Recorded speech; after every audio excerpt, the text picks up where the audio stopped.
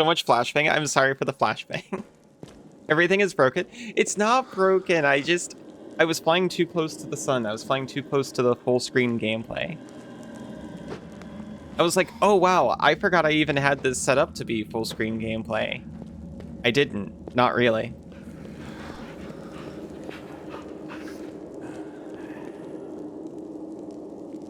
What is a proto-hippie? Is that a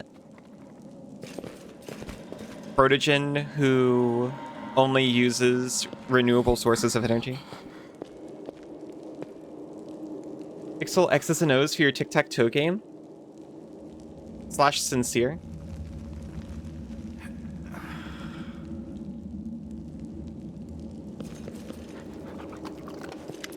We can shop with Dira again. Ow!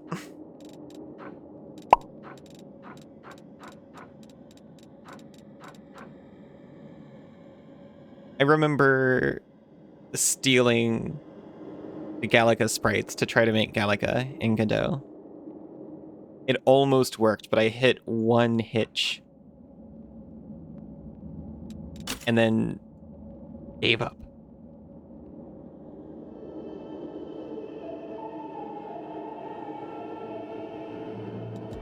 I want another bracers of armor. Please and thank you.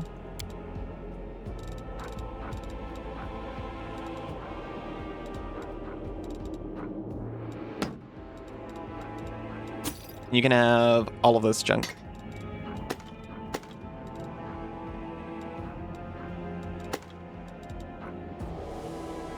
Masterwork glaives.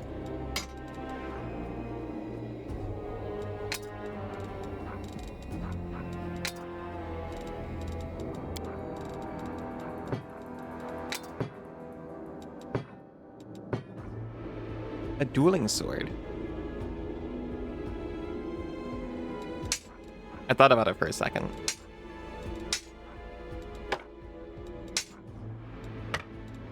So much stash. Every single enemy is lootable. It gets very silly. This is what the modern TTRPG player demands. Actually, do I want scimitars? I'll take 2 of those back, actually. Oh, hey! Our goods, they've been identified. This glaive was actually Marching Terror. Whenever this +1 glaive lands a hit on a new enemy for the first time, the target receives 1d6 negative energy damage. All other enemies in a 15-foot radius must pass a will saving throw DC 17 or become frightened for 1 round.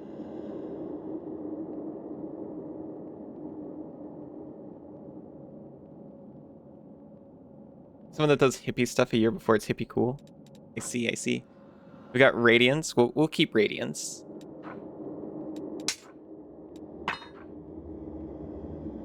Cold Iron Masterwork Dueling Sword. There were Aldori Sword Lords in this dungeon. I didn't even know.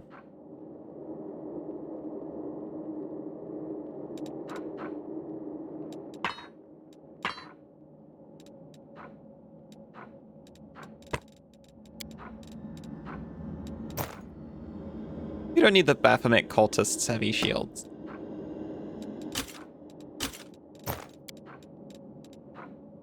And this ring that we couldn't identify, it's the flow of water. It gives a +1 bonus on saving throws against spells with cold descriptor. It adds 1 to the DC of all saving throws against spells with the cold descriptor the wearer casts. And the ring with the shield on it, it was in fact a ring of protection. Flow like water, sting like a bee. Yosh. Water stings so much. Oh, thank you for the head pat, Senzu.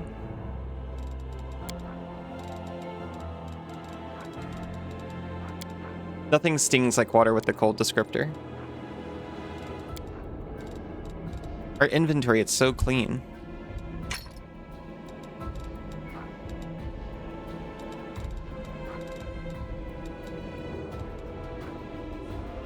We were like near heavy encumbrance before. Yeah, no, we were heavy encumbrance, just barely. We're buying bracers of armor and getting 2,000 gold out of the deal.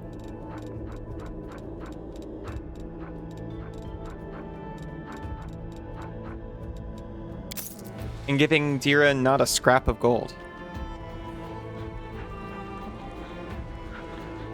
Stings more when it's wet. Love you, sweetie. You love sweaty too. You. Can you make a redeem called deodorant that raises my arm and shoves an Izu into it? I could do that.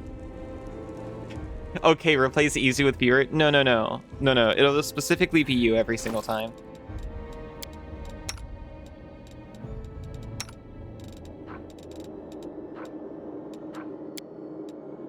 Our second puppy can have a bracers of armor now.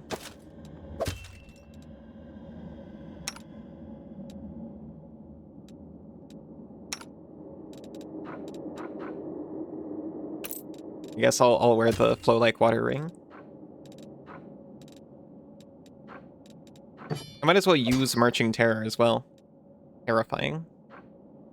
I don't know that this gets doubled on a mounted charge. I don't think it does.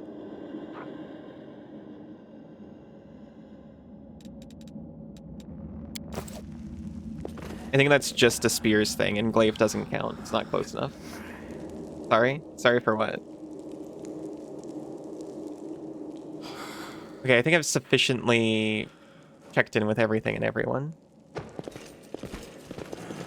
Being weird? No, you're normal.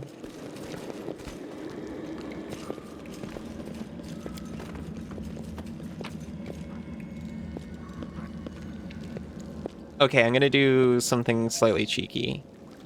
So, this is actually really nice. They show you your uncollected loot that you found but didn't take. And then you just get to suck it all up before you leave. So I'm gonna actually collect... No! I thought I could collect it and then back out and go to the shop. Now I've just got a bunch of armor in my inventory. Survivors wander the dungeons. The battle on the surface rages on. The warriors of Canabris are trying to defend the wardstone, but their strength is flagging. Their resistance is valiant, yet it will all be in vain if no one rises up to turn the tide. I sure hope someone does that. Oh hey, we got fully healed. We got light encumbrance still.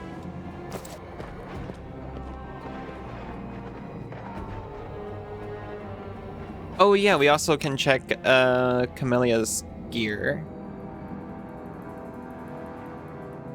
I don't know if I talked to Horgus Worm.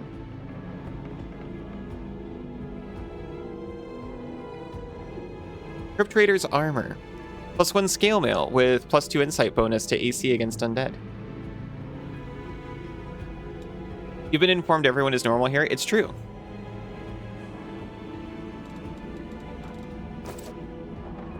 Oh hey, Horgus Worm. We do it my way. He's just with us. Don't worry about him. Anivia is also with us.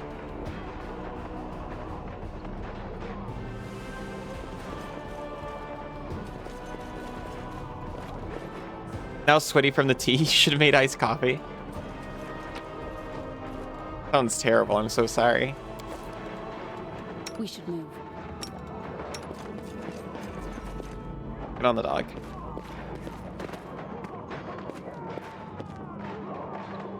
We have 0 movement speed if we're not on our dog.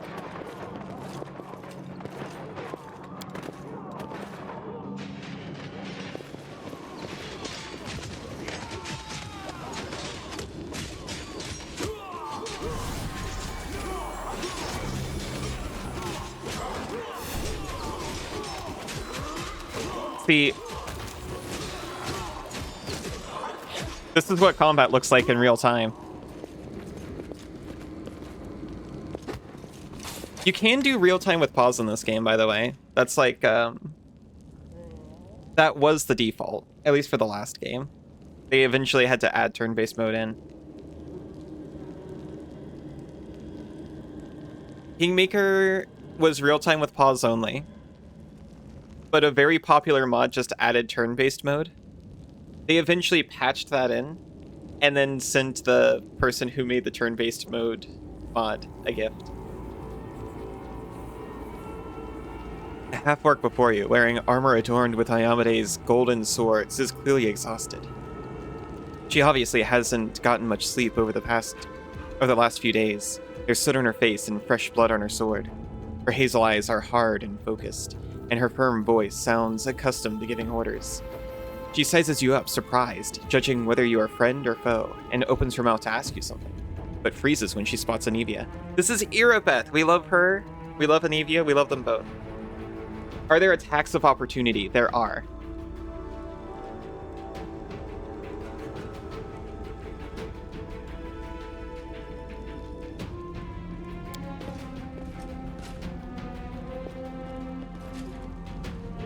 They hug. Turn-based it is. Fair enough. By the goddess, Nevi, I'd almost lost all hope. Oh my gosh, she calls her Nevi. Everything's fine, Beth. I'm here. I'm here. Anivia strokes. There's a new friend. She rounded up those of us who survived the fall and led us up to the surface. Without her, we'd never have made it out. Anivia strokes Irabeth's head and whispers something in her ear, then stands back and points at you, then says what she said. Banana! I love you!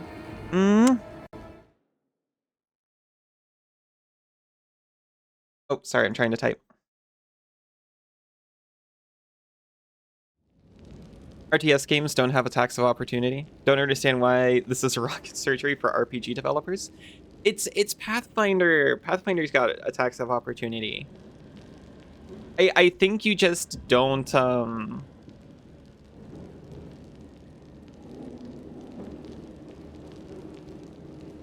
I think the AI just doesn't like to do it.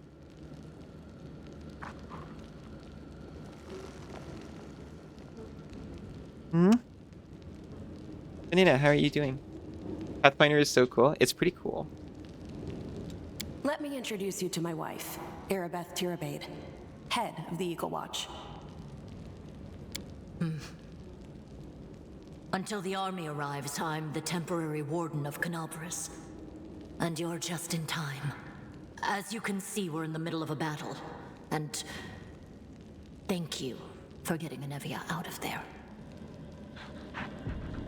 Real time with pause is just better without attacks of opportunity. That's fair. They changed flanking for this. Since they're not grid-based, they just changed it to adjacency. You know, like pack tactic style. Yeah, that's the middle of a battle, all right. Hi, Meeper. How are you doing? Not as cool as me. Oh my gosh, Banana, why are you being so sweet? Flanking is okay. Yeah, I'm just saying, you know, they changed one thing. I'm grateful for attacks of opportunity because I'm sort of a tripper. And I get to make attacks of opportunity when they stand up. The Grey Garrison. Until recently, it served as barracks for the Crusaders, but it's now been taken over by cultists. What is the target of the battle? When the demons attacked the city, their main target was the Wardstone. I trust I don't have to explain to you what the Wardstone is and how important it is to the Crusaders. We must retake it at any cost, or the fall of Canabris will be the beginning of the end of the Crusades, and with them, the rest of the world. You get a free attack if someone dares to move their character. I remember the AI handling it okay, but I also remember turn-based being significantly easier. If he's being really cute, of course she is. I see that you had a difficult journey to the surface. You need to rest. But there's a lot riding on this battle. I have no right to command you, but I'm asking you to help us. No, it's okay. I magically healed as soon as I came up the stairs. Hello, Noxie. How are you doing? I'm having a really lovely stream so far, thank you. You failed to nap earlier? I napped last night and then got a close to normal amount of sleep anyway. I'm sleep maxing.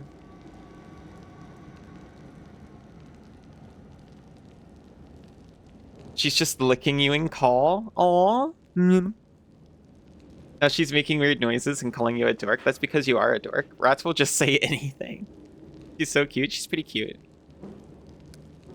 I've got important information about the location of a cultist den. Very good. Report to me in full when we get back to the Defender's Heart.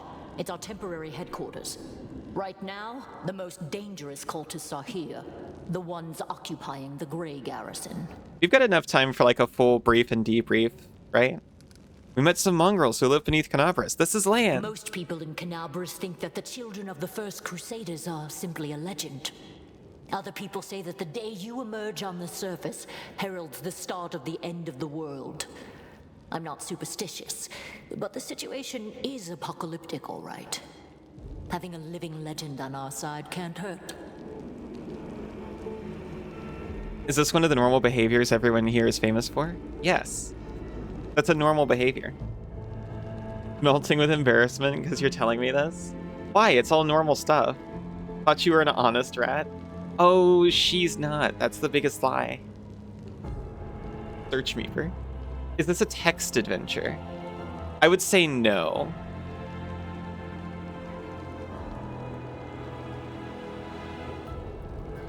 It is far closer to a CRPG. Or do you mean the banana lore? Come on, living legend? A walking folktale, maybe? I just need to make sure I don't turn into a running joke. It's what Banana and Meeper doing, a text adventure. Okay, that's what I thought. The city's gone. Most of the defenders, including the Dragon Terendelev, fell in the first few hours. The civilians either fled or died in the chaos. The place is overrun with cultists and demons. Yeah, shame about Terendelev. Don't talk like that. Canabras hasn't fallen. Not while it still has defenders like you and me. Sweet words don't change the grim truth. No, she's right. Thank you, Knight. Until we no longer have the strength Or to West hold a Punt weapon, Banana. until Iomedae abandons us, we will fight for Canabras. You find a dried out ballpoint pen in her pocket. She stares at you with concern. That's so sad. Banana isn't in this room. Where is she? She could be anywhere. What's the Wardstone about? The Wardstones are a gift of Iomedae. Created personally by her herald, a mighty angel, and a general of the celestial armies. The Wardstones keep the world wound from expanding. They stand along the border of the territory controlled by the demons, creating a barrier to keep them inside. The Canabras obelisk was the first to be placed. It is the key to the whole barrier. We cannot leave it in the hands of those monsters from the abyss. Well, how'd the Wardstone end up in the Grey The Garrison? demons have long laid siege to Canabras, but this time, their lord Dascari appeared in the flesh. He ripped the Wardstone from the ground and hurled it halfway across the city to here. I thought the stone was destroyed, but it seems all is not lost yet. Dascari has gone, but the Wardstone is surrounded by a horde of those creatures. What are they going to do to it? Nothing good, that's for certain. Hi, Aero. How are you doing? She does nothing to stop you. She doesn't have anything to fidget with, and as a result starts pacing around the room anxiously. Fractal, no! This is like a psychological thriller I'm witnessing before my eyes. But how did he do that? He's a demon. The Wardstone should have burned his filthy hide. You're winning the Sleepiest Kitty competition right now? Congratulations, Aero. Get lots of good rest. It should have. But what happened, happened.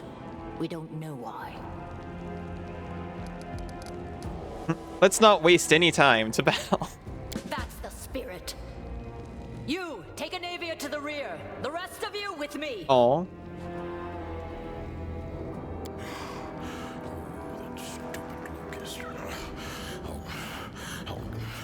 I'm not prepared for this. You hear labored breathing interspersed with disgruntled muttering. Horgus is holding his rapier hilt in a white-knuckled grip. A bead of sweat trickles down his temple. I kind of love him, actually. Lord Horgus Worm, forgive me. I did not realize we had civilians among us. My people will escort you somewhere safe. To the extent that anywhere in Canabras can be said to be safe right now. I love this poor old nobleman just like white gripping his rapier like, oh, okay. If this is the way it has to be, I suppose I will fight the demons. She's like, oh, sweetheart, no. There's a new space game on Steam. It's full price though. Oh no. Falls over, lands on her face. Looks up at you in tears in her eyes. Hey, Banana. That's a lot of breathing, all right. He is a breather.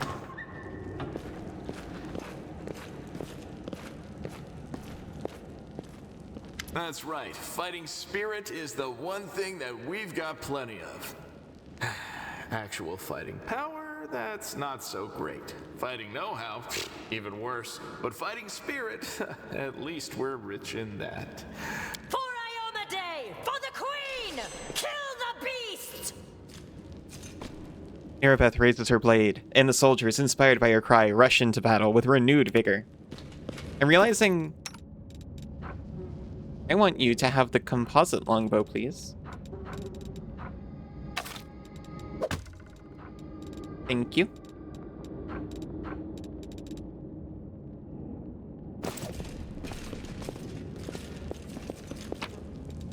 Oh yeah, at the end of last episode, Winduog was working with the demons the whole time and offered to join us instead, and we said, don't. No, please leave. Pragmata, overwhelmingly positive. It sure looks like space. What is a space game? Exactly. Might be more action than RPG.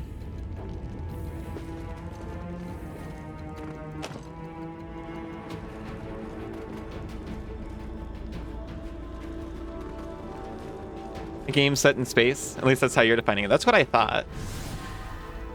I was a little confused when it was opposed to an RPG. One for me.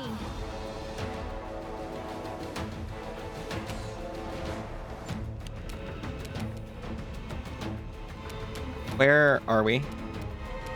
We're really far behind. Yeah, I think this was kind of built for real time with pause first, considering they just stopped me in the middle of a hallway. It's more noticeable in Kingmaker that made it all the way to release with just real time with pause as an option. Oh, there's people.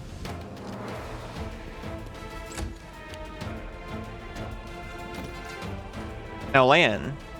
We've now got Lan instead of Winduog. And the thing about Lan is he gets to shoot twice. You've crossed the wrong... Because he's a monk, you see. So, you know, he just casually destroyed 2 people. He gets to Fury of blows with arrows. He gets to Fury of arrows. Pragmatic, a third-person space or shooter. Space game needs you see space out the windows. No space mechanics needed. Love hyper-realistic dog in the party amongst the fantasy characters. That's me. And it is squashed into a paste beneath your body. How does... Fractal, how does Naga stomp? Makes a pathetic noise before she goes. It sounds weirdly happy.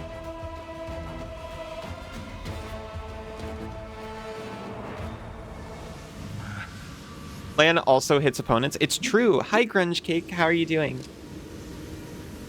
It's you. Hi, Arrow. It's me.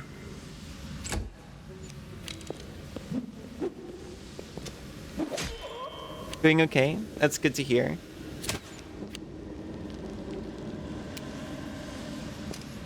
Your tail can stomp quite well. I'm still not quite sure how that works. Can you show me up close? Don't hold back. Incredible.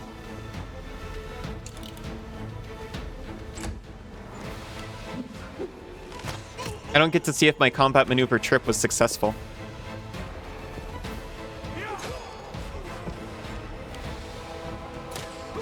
I'm dealing 13. Oh, I crit. That makes sense. Did they fall down? I guess you can say they did.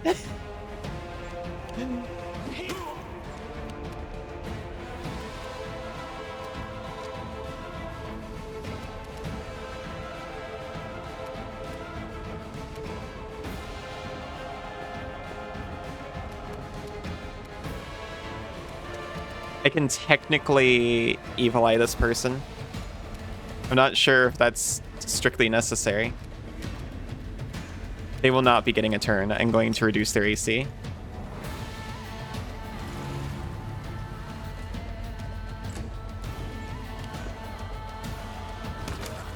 We got you, Irabeth. Worst part about not being a spell slinger is you don't get to cast Grease. That's true. But I get to be a dog though. Use candle on paste. Need more tea, but it's too warm. Oh, well, you can make cold tea.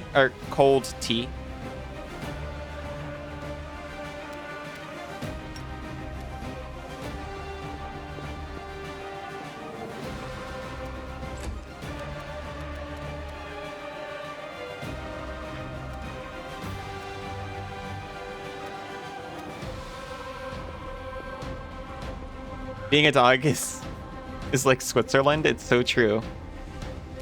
You won't survive me. It's true. They didn't. You're always a dog, though? Well, yeah, but in-game, though. Strike.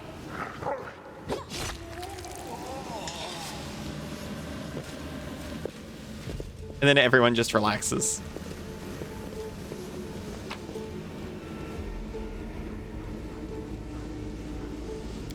We'll grab all that and sort it out later. We suffer from medium encumbrance.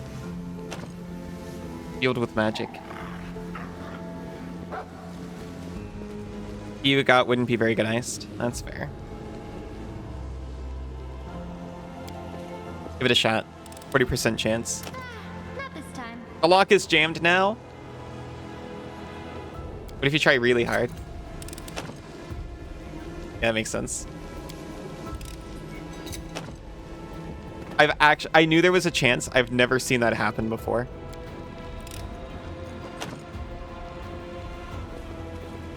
That's so sad.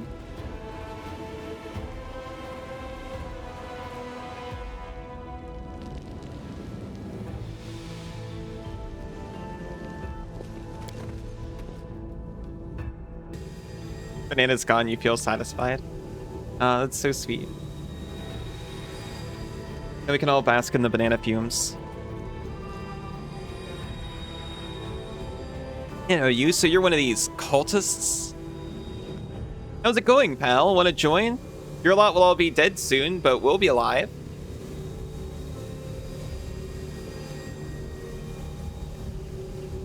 I can't.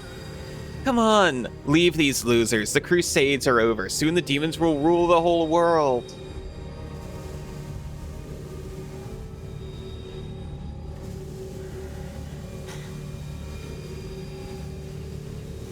Here goes nothing. I'll hail Baphomet. Cowardly traitor. I swear on the sword of Iamade, you will answer for your betrayal. This will be quick.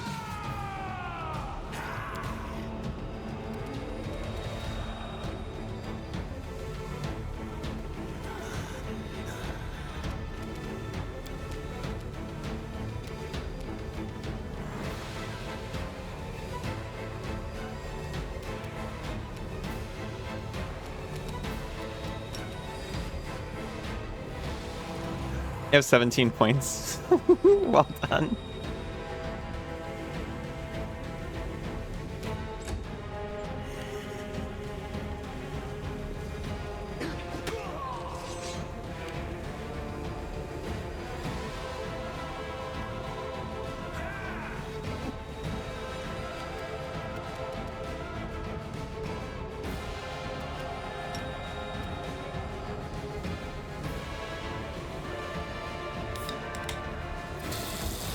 Thank you, Noxy. Yeah, that was you barking. Nice bark, Izu.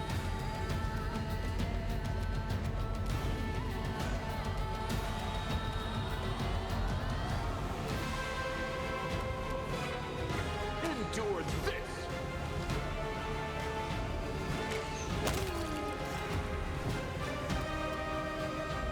this. They did not endure that. I don't know why I stepped directly in front of my character I wanted to move. I can walk all the way over here and still get one attack. And you know what? I think I'm gonna do that. Trot, trot, trot, trot, trot. You should have. Bonk. We scared the recruit.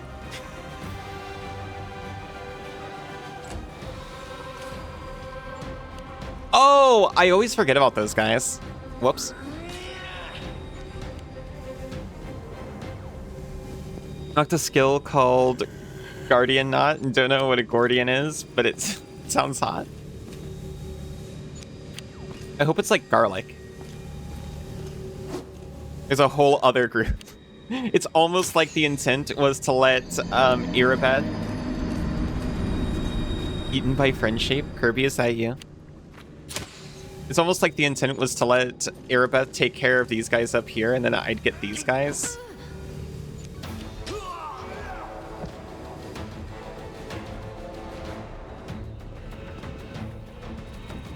They're so scared.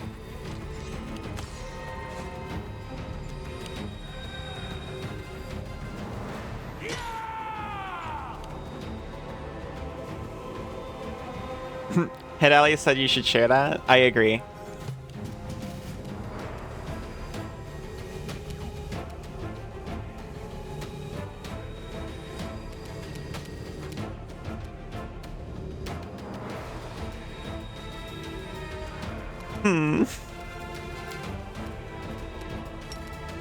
Reduce their AC. And step over here.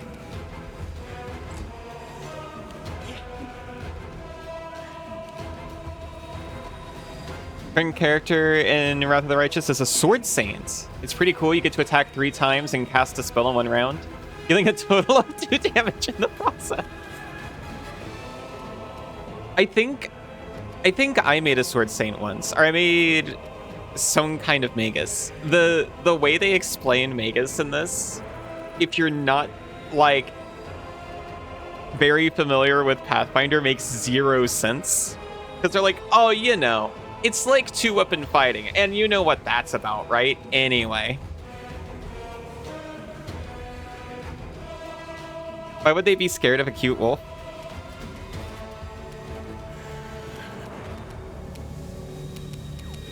They're not catching the cute side.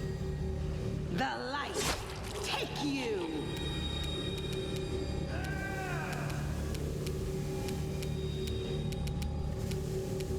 Let's get Sela over here. The inheritor, guide my blade. It isn't super intuitive, but you figured it out. I got there eventually after looking it up. You must declare that you're using this feat before you make your attack roll. Thus, a failed attack roll ruins the attempt. You can roll your attack roll twice and take the higher result. Nah, we don't need that. You may attempt a perfect attack once per day for every 4 levels you have attained. But see special.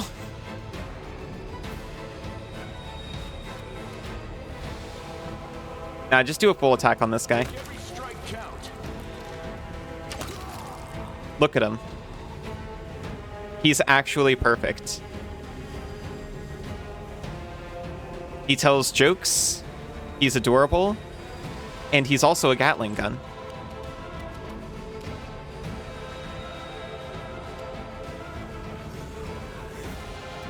This will hurt.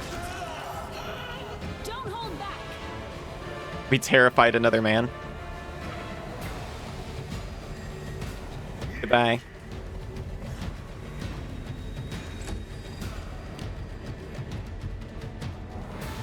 Now they're hiding in the corner. Erebeth can just chase them down and get them.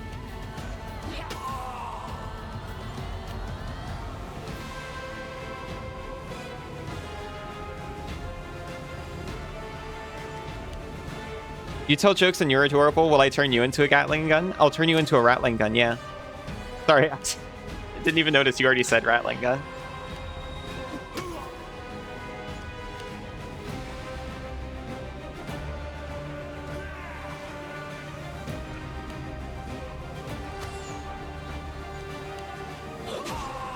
She just, like, walked right up to her.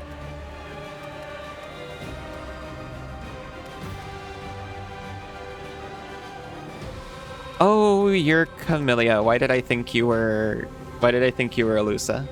I'll cut you wide open.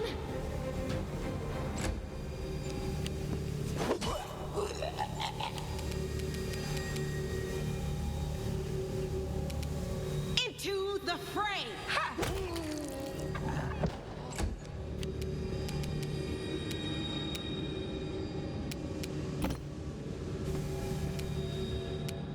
You Wink. crossed the wrong mongrel. You just hear the splat from off screen. And then the one, like, 8 feet in front of him, he whiffs.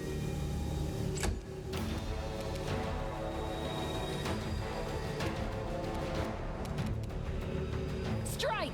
Wink.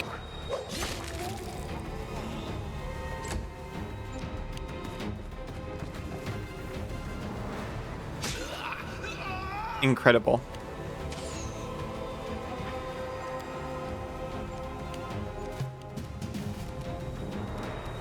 Yes. All of the red portraits have gone. Camellia sinensis must be one of your favorite plants. It's the tea plant. And camellia oil is very nice and fragrant and good for treating wood and natural fibers. That sounds lovely.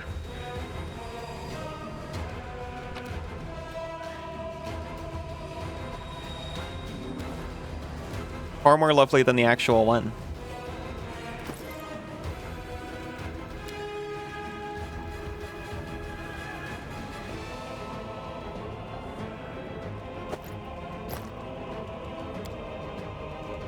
Aw, you can't change equipment. I can't drop it. That's fine.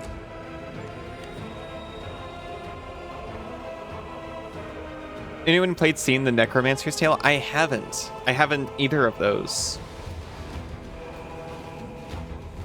This guy must know something we don't. Oh, there's more over here, it turns out.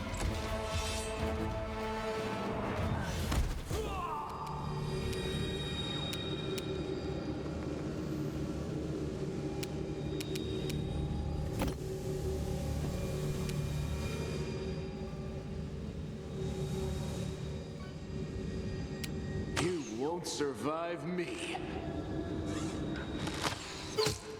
Well done, Lan. Story-rich Gothic RPG, master the rituals of an ancient spellbook. Raise an undead army to march against your enemies. Commune with the realm of the dead and struggle with your descent into madness. Progress through secrecy, diplomacy, blackmail, coercion, and seduction until ready to reveal yourself. That honestly sounds pretty cool.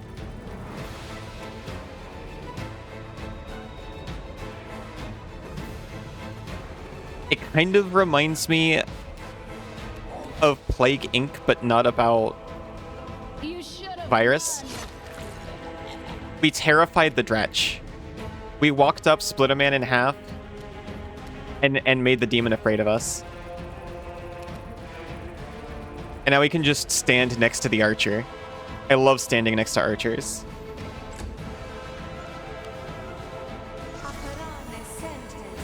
Just being on a creature gives you so many effective feats for free.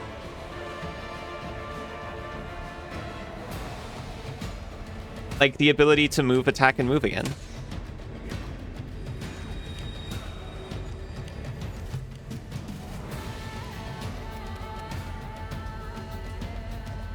And because this game just lets you do it, it gives you effective pounce, letting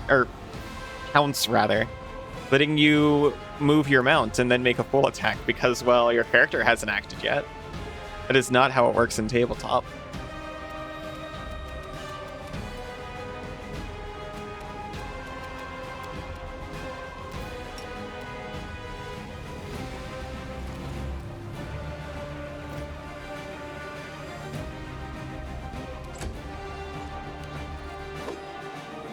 Wow.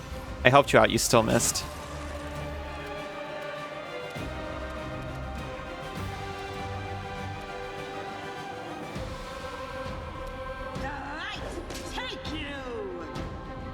Okay, I guess I can't criticize that anymore.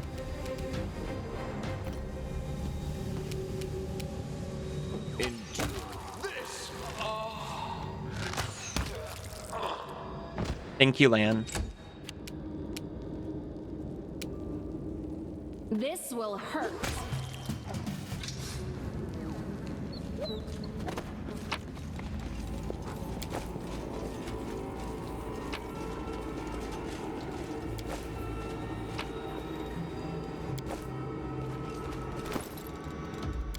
Now we have a completely stuffed inventory again already.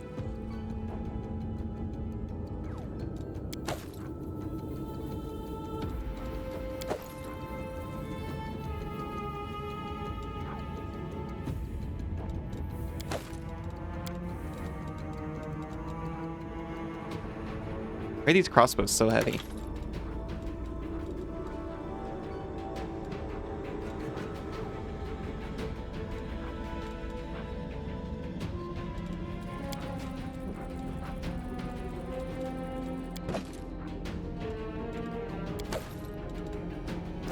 Acquired carrots and chicken. That sounds delicious.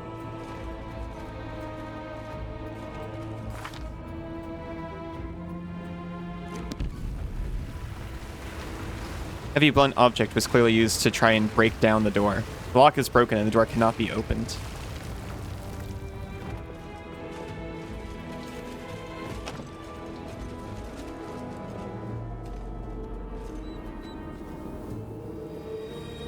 I'm gonna check the other way.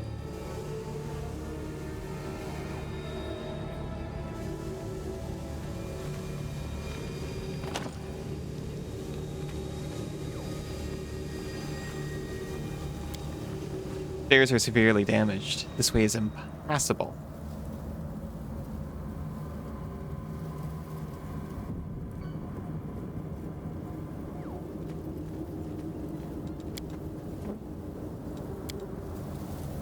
I need to wait for everyone else to get here. Follow if you dare.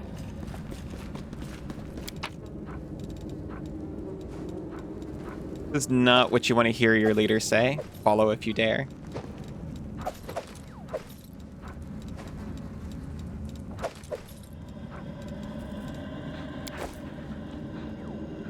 So fast. It's the speed of dog.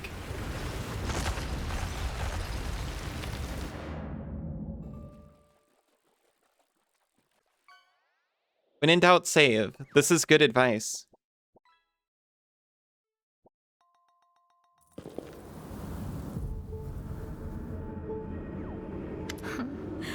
What's this? Do Oh, we well. have guests? The face of this demoness could be Just in called pretty. time. The place is a bit of a mess, and I haven't even poured the blood into the goblets yet. Why don't you... Oh, When in doubt, save. Face of this demoness could be called pretty if it had eyes. Well, who needs eyes? Her mouth slowly widens into a smug grin. what an unexpected surprise. Staunton, my little sweetheart. Long time no see. I've missed you so much. Have you Stick a missed pair of me? googly eyes on there. Admit it. You missed me terribly.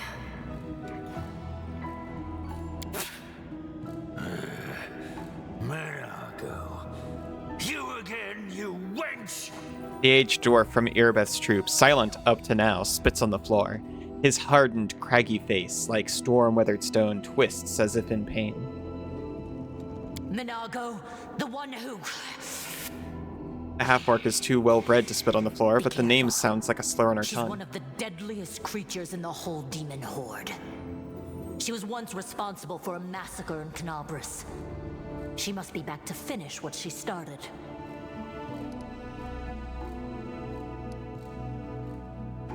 Staunton, do you know this demon? Does he know me?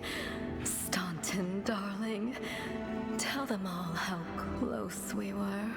Irabeth is extremely cool. That wench? She's the one who led me astray. She's the reason my life has gone to the abyss. She's the reason why Dresden fell. Oh my, like butter wouldn't melt. What I remember is how eagerly you would run to our trysts, how you begged to see me again, how you promised you'd do anything I asked. By your own free will, you said this. And now you claim that Dresden fell because of me. No, no, my dear. That was entirely your own doing. I'm noticing now her gloves are actually like impossibly tattered. And so is the dress, and it's actually kind of awesome.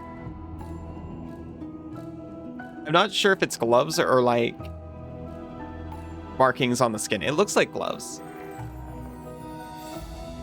I'll beat your lying lips into your filthy throat! Now, Staunton, don't say things like that. Not about these lips, the ones you kissed so sweetly. Staunton, dearest, don't you love me anymore? Remember how good we were together? I was so hoping that we could patch things up. I'll kill you! He doesn't seem very receptive to this.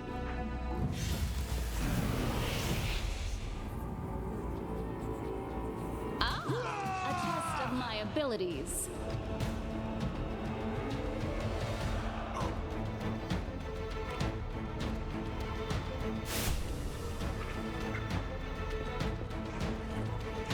Whoa, they're paladins. They're smiting.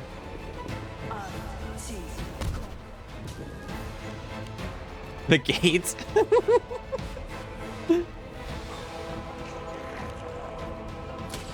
This will leave a bruise. Oh, shoot. Philo's not doing great.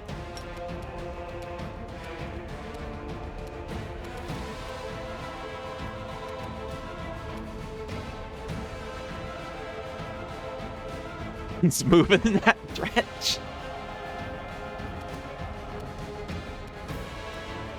So I can either go for the sharpshooters or the wizard. Maybe both, but I just want to charge. I haven't charged in so long. They're all terrified. Incredible. I mean, it means they're all going to run off over here, and that's going to be a little inconvenient, but it also means they're not going to be attacking. It's the Marching Terror. When it lands a hit on a new enemy for the first time, it receives 1d6 negative energy damage, and all other enemies in a 15-foot radius need to pass a will save or become frightened for 1 round. Just a round. But it's pretty awesome.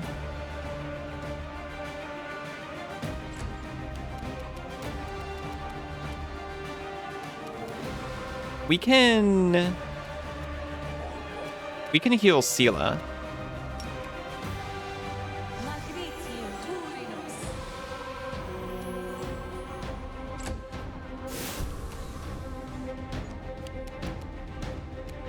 Maybe Lan can take these guys out. Make every strike count. Or at least one of them.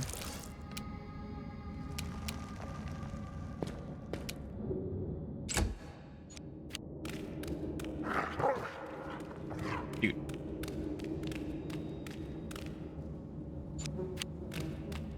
There they go.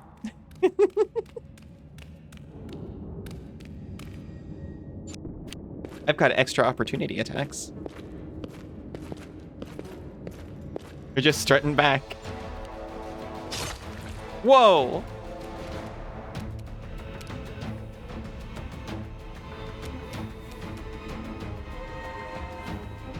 Doink. Inheritor, guide my blade.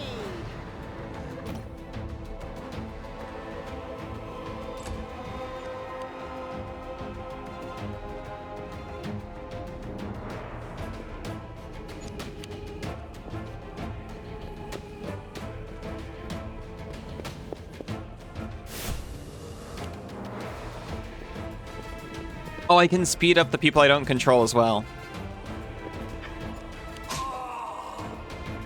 Look at him go.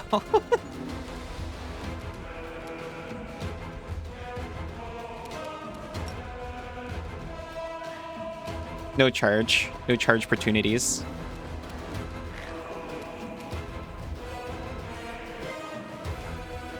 Don't hold back.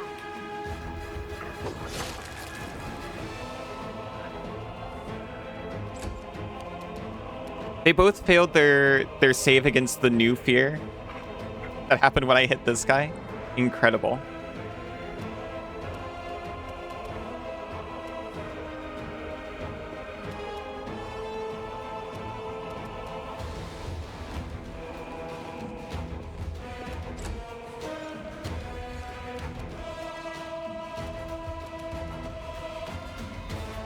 We can't hit the sharpshooter, but we can take shots at these guys if we want to.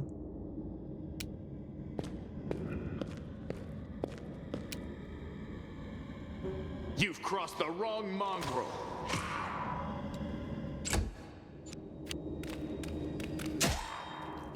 Why did he do that? He did it again!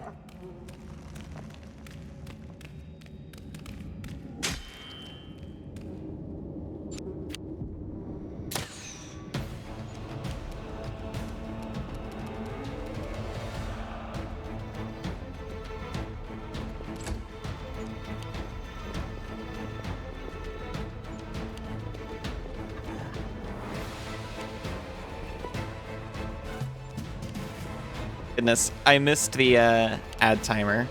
When the ads actually hit, I'll take a break so no one misses anything.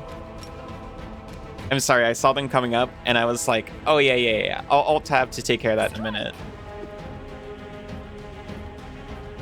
Oh no! I'm stuck.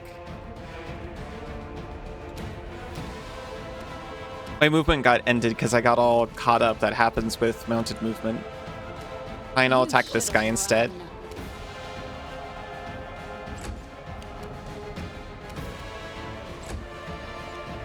I'm trying to hurry so we can maybe get through the end of the combat. You won't survive me.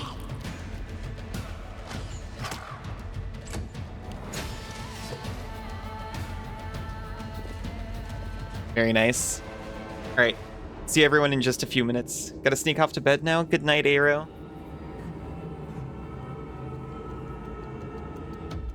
Have lots of fun at pre-release. See everyone in just a few minutes. Welcome back, everyone.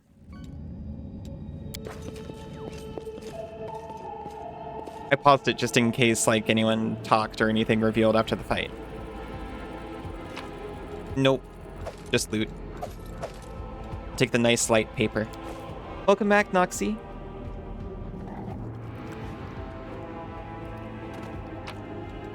Welcome back, Sinzu, who is here. Welcome back, Fractal.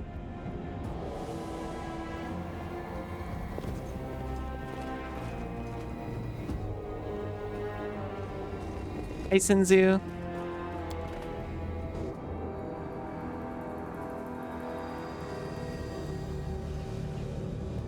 So pointy, so ward.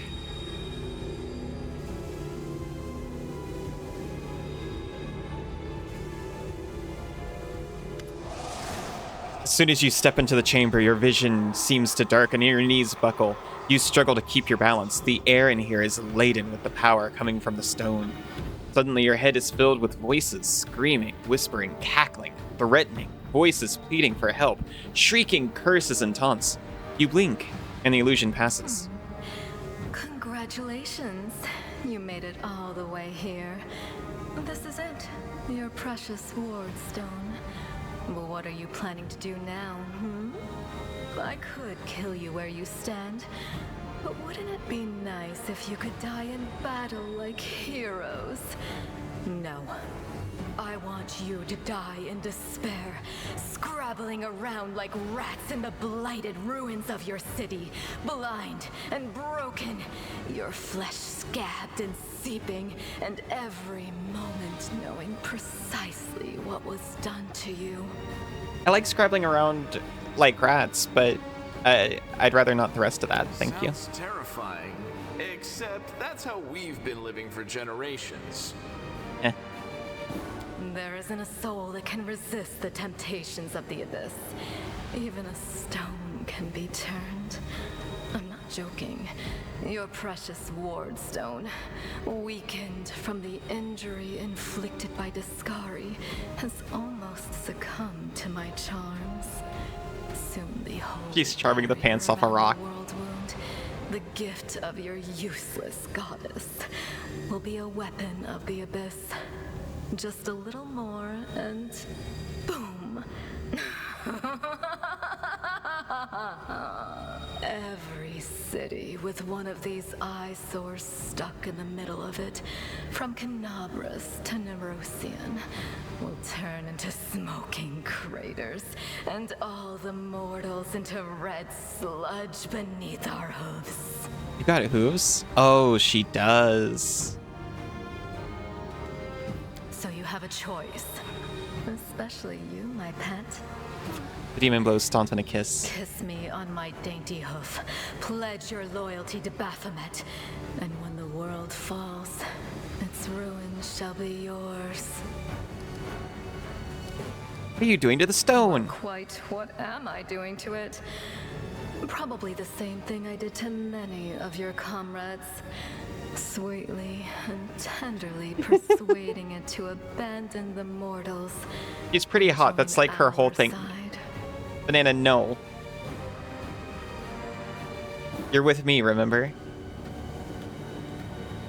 Prepare to fight to the death, demon! We won't let that happen. You feel a sudden rush of wild rage, and with it comes a feeling of monstrous, unbridled destructive power. It is like the power you felt in the Shield Maze when you were confronting Savimelech. But now it feels more fully fledged, more conscious. We can... Evil requires demonic mythic path, succumb to the rage. Or we can tell her to shut her filthy mouth. But will I talk to you like this later? Of course, pet. Make me. One of the sweetest spoils of war is gloating over your broken and humiliated enemy. You want to deny me that pleasure? Hi, Fractal.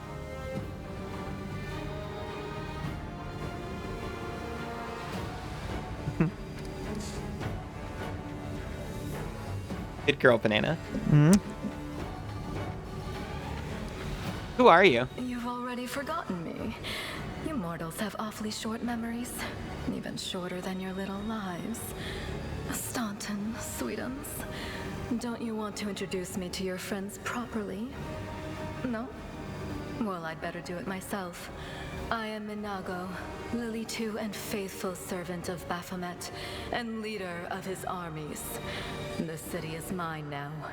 I'm just starting to settle in, get things just how I like them.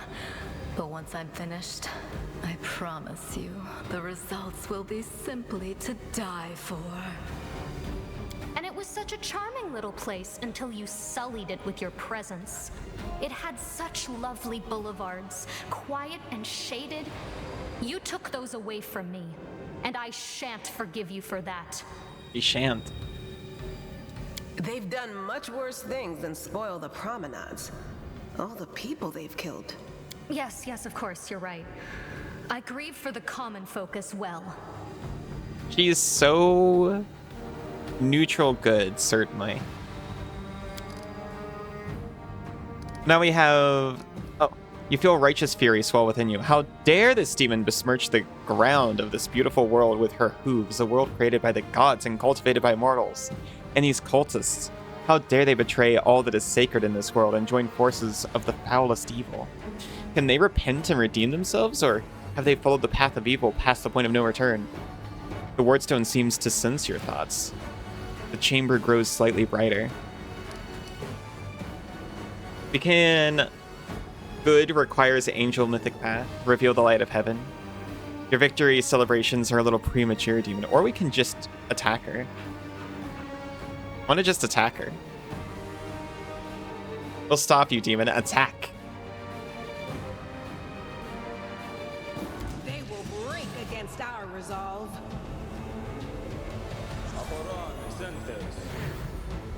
We'll just, like, get her.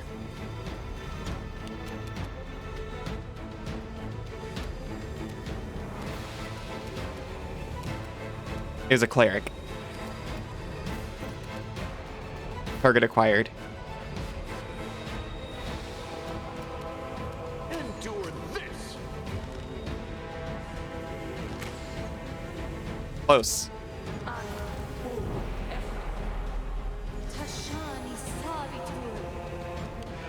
We got fatigued. A fatigued character cannot charge and takes a -2 penalty to strength and dexterity.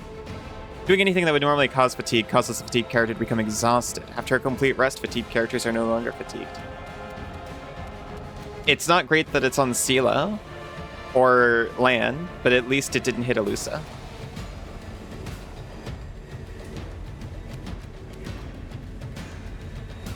Into the fray.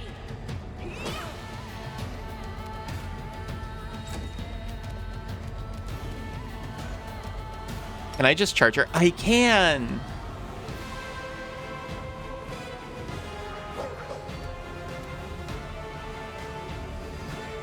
So mean.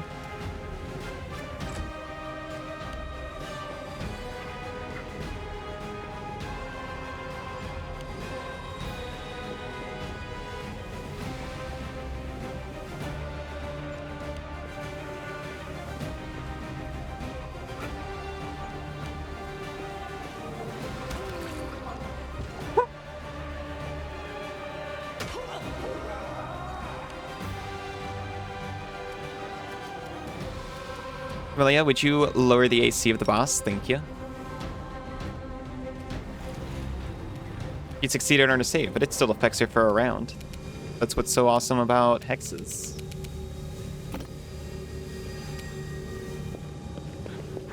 It just works.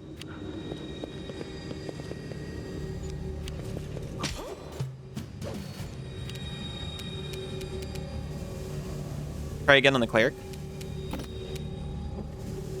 I don't think this is within range. Make every strike count. Oh, it's within range of that guy.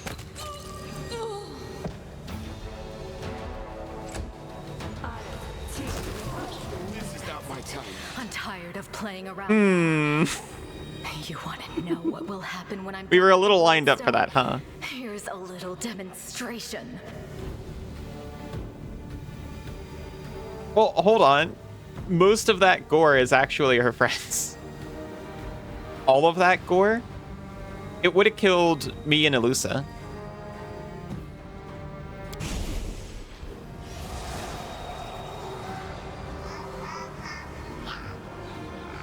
The demoness whispers a spell and a wave of darkness seeps through the chamber. Your companions wince in pain, but it is nothing compared to what you feel. Thousands of voices once again burst into your mind, drowning you in their moans, screams, and sobs. Pain rocks through your skull. You won't break us. We'll never give up. We also have evil. You'll pay for this, demon scum. I'll make you pay dearly. Or good. Your evil spells won't stop a righteous. I'll give a good response for once. Iomade is with us. Yes. Keep telling yourself that. The roar of voices blends into an unbearable wall of screaming. Your vision goes dark. He quickens.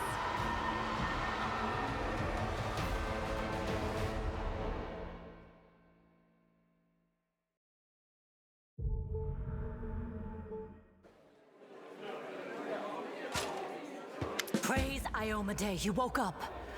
Healing your wounds was easy, but you were unconscious for so long, I was starting to worry we'd lost you.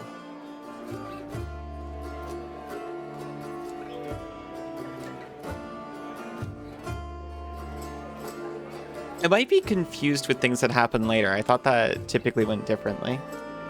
Did we win? Sadly, no. We couldn't stand up to the demoness. Her spells were too strong. It's all right. We'll handle it somehow. You blacked out, but Staunton and I managed to get you here to the Defender's Heart. It used to be a tavern, but now it's our headquarters. We're gathering our forces here, and we're preparing to strike back. Found a cultist dispatch in the dungeons. It seems they're holed up in the Tower of Estrid. Demons have been filling Canabras with their spies and infiltrators for a long time. Unfortunately, I don't have enough people to attack the place right now. At least not blindly. I'd be grateful if you snuck in there and scouted out the situation. But just scouting. Don't be a hero. Me? A hero? Never. What's the situation in the city? Bad, but not hopeless. We're constantly getting news, and new sources of resistance keep springing up in the districts where everyone seemed to be dead. The survivors are gathering here. You should see them. Their faces, their eyes burning with determination. The city is destroyed, but our resistance is not broken. We will keep fighting. What do you plan to do You next? heard what the demon said.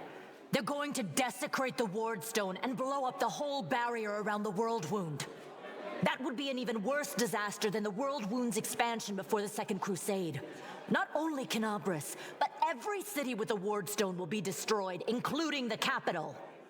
We can't allow that no matter what. We will retake it, even destroy it if we must. Iomede's gift must not become a weapon of the Abyss. Tell me about the The Wardstone. Wardstones are a gift of Iomede. Created personally I think we already heard this. a mighty angel and a general of the celestial armies. The Wardstones keep the World Wound from expanding. Can I help you in any way? First of all, we need to decide what to do with the stone once we get it. What I'm about to say is classified. A traveler came to the city recently. A blind elf calling himself the Storyteller. He insisted he be allowed to examine the Wardstone, and he raised the alarm when his study was finished. Even before the demon attack, he had found some damage or flaw in the stone. Yeah. I was definitely mixing what happened just then with what happens later, and that's why I was confused. Prelate Hulrune dismissed his words as nonsense, borderline blasphemy. But between you and me, the prelate's opinion isn't worth much. I think the Storyteller knew what he was talking about. We could use his advice right now, if only we knew where he was. I remember the Storyteller spent a lot of time talking to Staunton, a dwarf from my unit. You saw him during the demon attack. The elf asked him about the history of the Crusades. Maybe the Storyteller told Staunton something about where we could find him if anything happened. I should definitely talk to him instead of you, the person who already knows him. There's another problem. After the attack, the demons began to gather their forces at the Grey Garrison. It'll be even harder to take them with a head-on assault. But I once heard soldiers talking about a secret entrance to the garrison. Trouble is, I have no idea where to look for it. While you explore the city, please keep your eyes open, in case you find something we can use. And one last thing. The Eagle Watch has lost a lot of soldiers recently. Some were killed, but others simply haven't been seen since the attack. In the chaos that is now Canabras, it's next to impossible to confirm anything for sure. One of the missing fighters is Janna Aldori, a new recruit in the Watch. She got along well with Sela, and she often went drinking with her. I honestly thought Sela and Janna had died together. But now Sela's returned with you, and there's no sign of Janna. If you learn anything of her whereabouts when you're out in the city, please report back. Everything is The clear. goddess help you. We're still fighting, which means that Canabras still hasn't fallen. If you come across any groups in the city that can fight, send them here to the Defender's Heart. We'll need every fighter we can muster for the final assault. Yes, one more thing. If you're in the area, check out this address. It's our house. Mine and Anevia's. Well, it was our house. If the building is still standing, open the hidden compartment in the kitchen. It's filled with supplies for a rainy day. You can take whatever you find. You have more need of it. Excellent. So now we were kind of in like a linear dungeon exploration mode. Now we get to explore. And also we leveled up. We're going to be mono leveled because I'm not into complicating builds and also building multiple builds at the same time.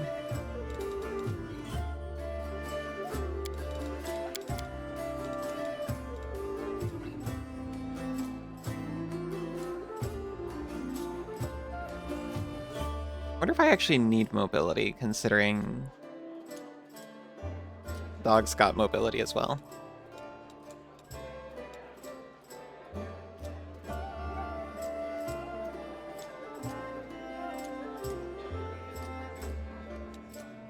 I was getting it because it helps me avoid opportunity attacks. We do not want point blank shot. Sorry.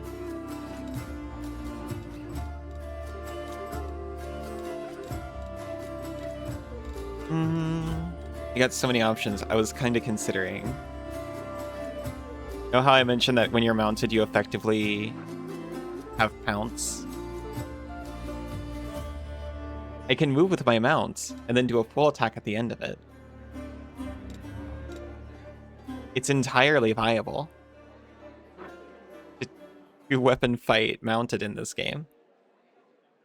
But at 3rd level, Cavalier learns to make more accurate charge attacks while mounted. You receive a +4 bonus on melee attack rolls on a charge while mounted instead of the normal +2. And we do not suffer any penalty to AC after making a charge attack while mounted.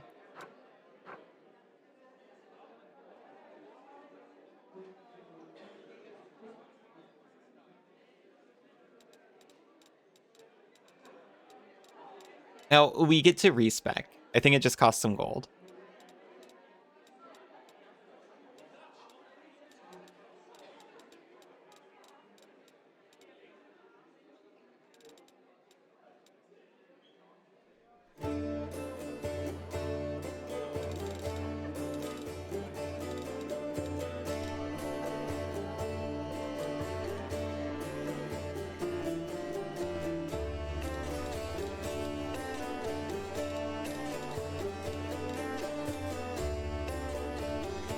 Very tempting.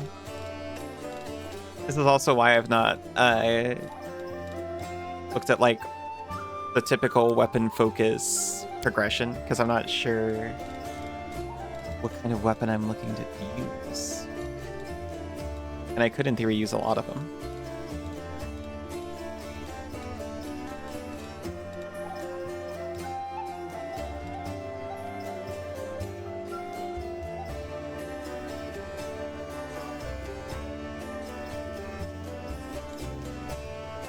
Oh, this is also why I want mobility. It's per mount feats.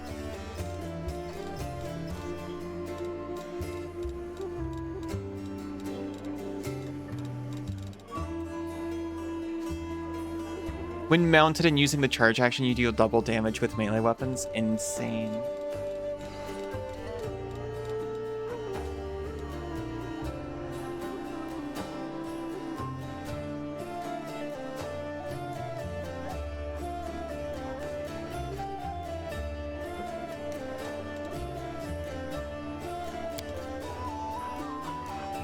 Power attack's also a prerequisite for a lot of stuff.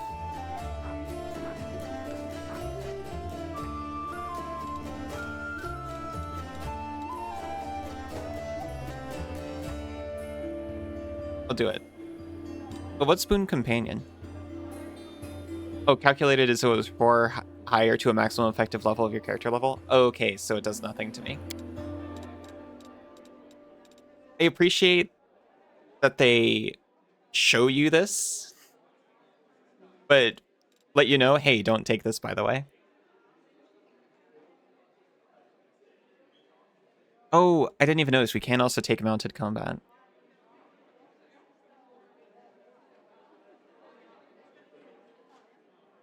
Once per round, when our mount is hit, we can attempt a mobility check to negate it. And it's also a prereq for a lot of stuff. Do I get bonus mounted feats? Not really. I just can take them with my bonus feats. I'll take it. I'll take it. I'll protect my dog.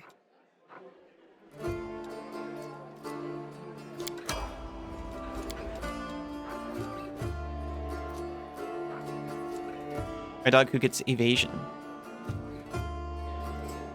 Now, if a character makes a successful reflex saving throw against an attack that normally deals half damage, we instead take no damage.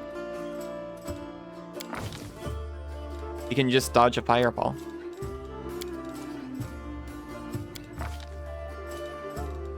Weapon focus.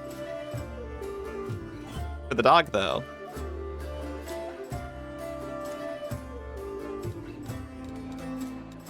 Extremely tempting. That's right. I was going to take what is it? Combat reflexes. But instead I took the one that lets me add dex to trip. What is agile maneuvers?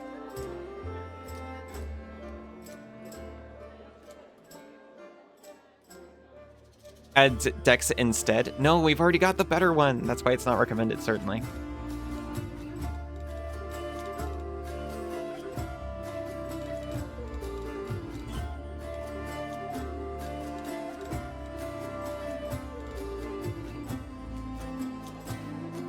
We've already got trip, which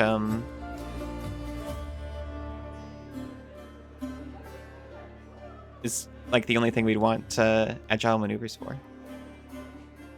Wait, no. Sorry, that was dumb. Raider trip. Make free attacks on foes that you knock down. +2 bonus on checks made to trip a foe. This stacks with the ones from trip. Whenever you successfully trip an opponent, that opponent attacks or provokes attacks of opportunity. Incredible. We need base attack bonus 6. And an intelligence score of 13. Okay, never mind. We'll just take weapon focus bite. That gives us a +1 bonus on all attack rolls made with bite.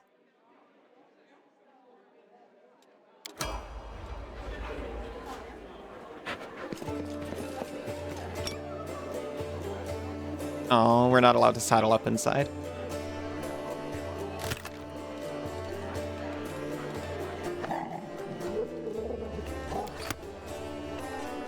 This is our personal chest. We can store things in here for later.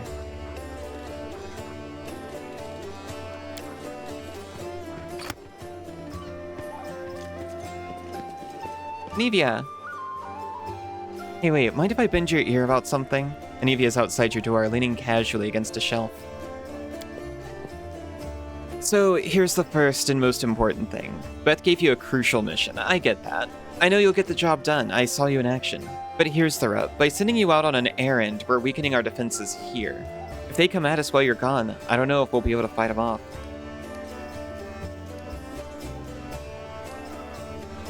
When do you think the demons will attack next? Your guess is as good as mine. Might not be here. They could attack the whole damn city. Those vermin know they've lost the upper hand and that we're going to push back hard.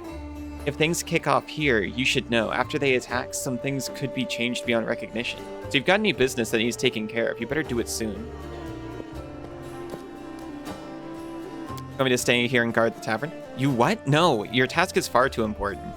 You can't just hole up here all cozy-like waiting for the demons to knock on the door. You need to take the fight to them. But if those freaks try to make a move on this place, Beth will send a runner to get you. If that happens, you leg it back here, alright? Because if you don't, you'll be coming back to an ash pile, got it? Everything seems clear so far. What else do you want to discuss? So the rift that damn beetle left with its scythe? Yeah, well, it cut the city into two, and it's kind of difficult to get across.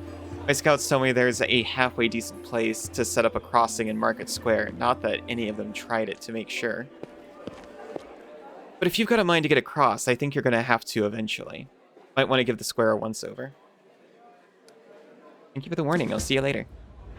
Later. Watch yourself out there. He's so cool. I'm off. Thornton Von.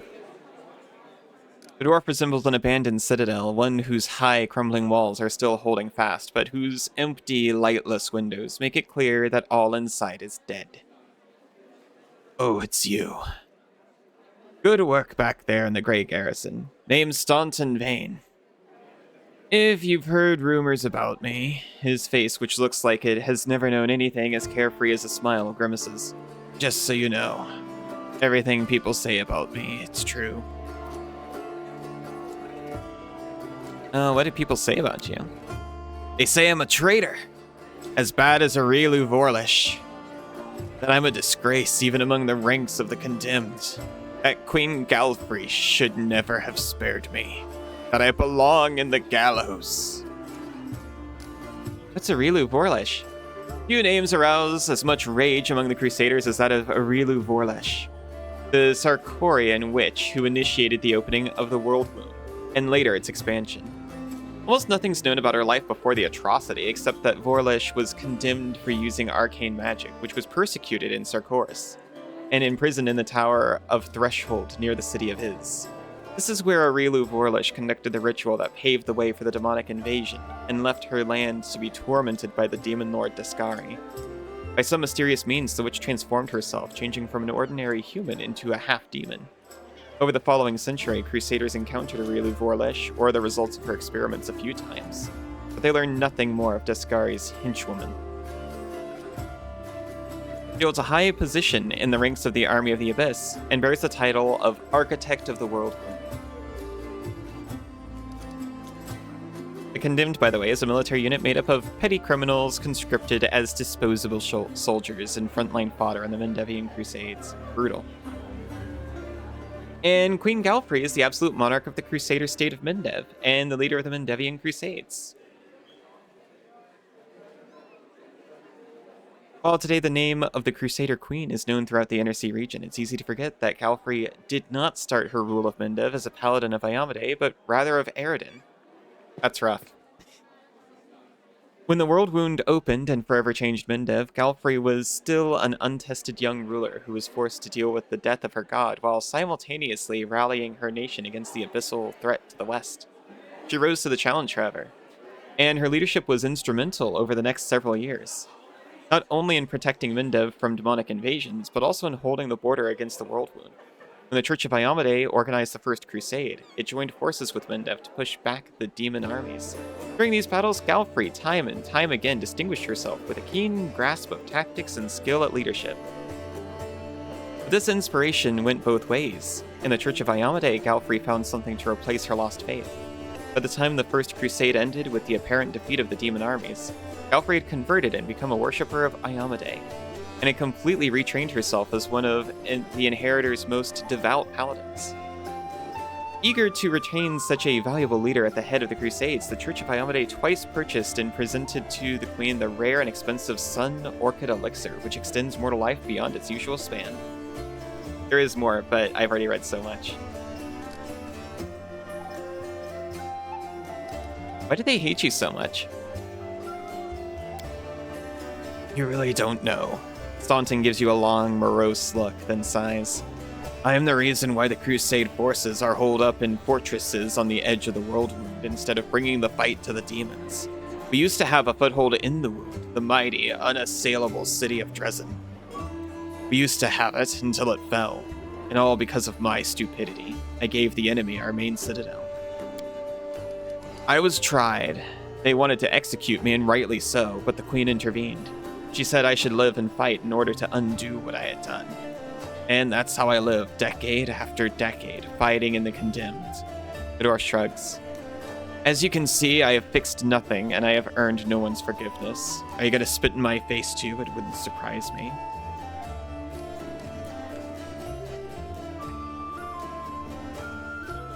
We have a chance to be chaotic. We have a chance to be evil and actually spit in his face. I'm glad they call that evil. You were given the chance to live, so live, and stop blaming others for what you've made of your life. You think you're the first to come to me with sermons? The dwarf shrugs indifferently. He performed an action that was chaotic.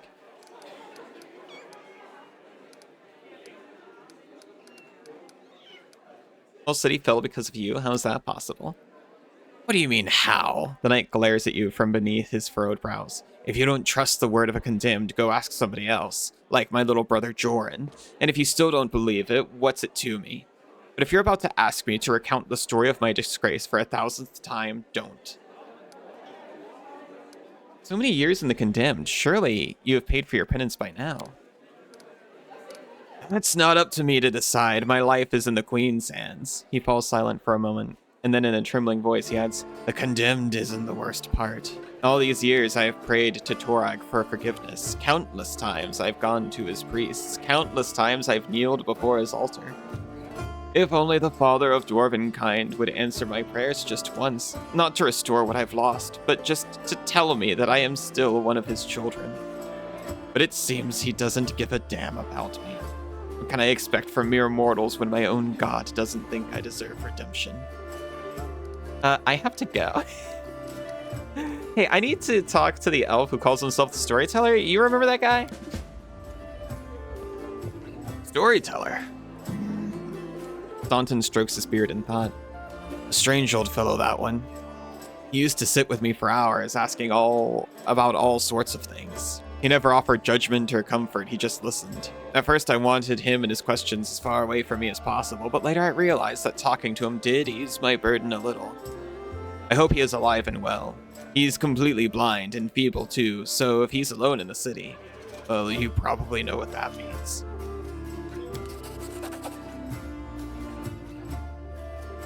I do know one place he might be. Look for him in the Blackwing. It's a library. Here, I'll show you where it is on the map. I don't know what use a library is to a blind elf, but he loved the place. He would sit there all day and night. You really don't have any friends, huh? I couldn't have survived this long if I was completely alone. Joran, my little brother, he keeps me going. He's never abandoned me. Everyone else shies away from me like they might catch what I've got. Even fighters in the condemned console themselves by thinking, I got stripped of my rank, but at least I'm not Staunton. Commander Tyrabade seems to be the only person in the whole army who remembers I'm a soldier and not a drudge. She has no qualms about taking me into battle. She's had some mud flung at her in the past, or so I hear. That's why she tries to keep an open mind about people. It's no surprise she's the only one to hold onto her sense of reason in this farce. Yeah, I have to go. Your voice is really hard on my throat. Go on, then. Maybe we'll see each other again. I do what I must.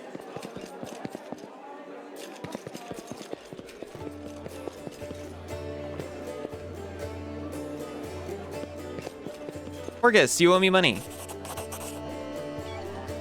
1,000 gold coins for you, just as promised. You helped me get back to the surface, and I duly paid for you escorting me. Orgus Gorm always keeps his word. Now, speaking of our future cooperation. Fractal, thank you for the pats. Orgus looks at you with unvarnished disapproval, his arms folded across his chest, his foot tapping impatiently. Iona, thank you for the pats. And the boop. How are you doing? I have a job that would be perfect for someone like you. Naturally, I'll pay generously for your services. What do you mean a job for someone like me? For an adventurer ready to sell their soul for booze and then lie drunk in the gut... For an adventurer ready to sell their soul for booze and then lie down drunk in the gutter? Or do you think you're somehow different? A traveling knight, perhaps noble of heart, but without a coin to your name? Yeah, that's me. Aw, that's wonderful, thank you. Orgus sizes you up critically, then sighs and shrugs. You seem a reliable enough ally to me, and you did get me out of those mongrel caves. So why should I care what you do with your money once you've got it? Failed a perception check. Orgus seems like one of those people who think the entire world owes them something.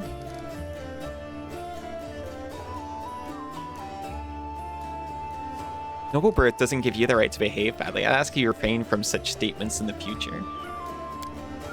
Just puts his hand to his lips. Oh really, how impudent. No one dares tell Horgus Worm how to address the rabble. Anyway, what's the job involved? You shall be my bodyguard. You see, I have good reason to return to my mansion here in Canabras. I still have... Well, it doesn't matter. It's none of your business. My mansion is a breathtaking building and with a large garden in the wealthy part of the city.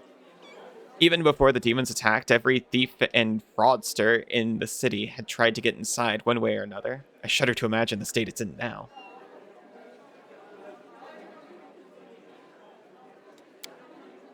I have little hope that my guards were able to hold the mansion during the attack, and I expect that the servants fled when they saw the demons. Only Abatar knows what's happened there since. Therefore, I would ask that you meet me in my mansion and guard me there until I complete my business. I already asked the local paladins for help, but they have no desire to set foot outside this tavern. Damn cowards and traitors, that's what they are.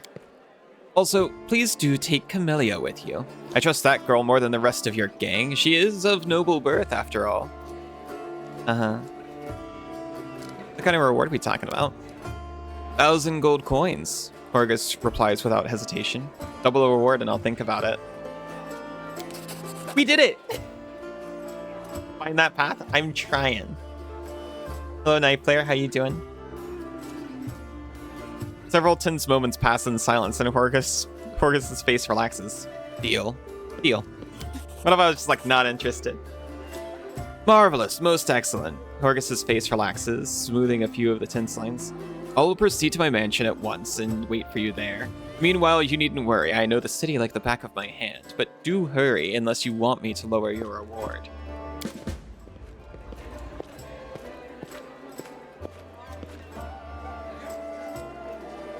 You should also save, I suppose.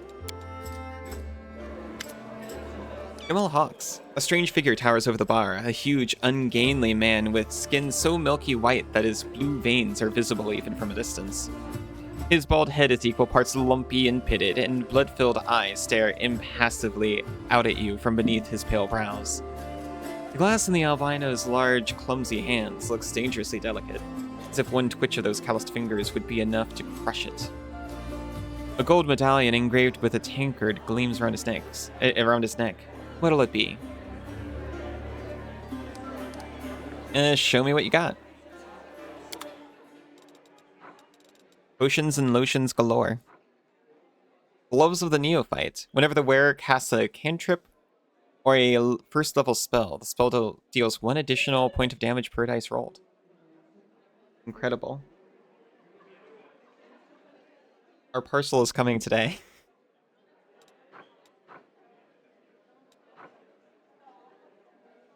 Mother-in-law, I think, accidentally used Senzu's email for something, so now we're getting shipping updates for something she bought.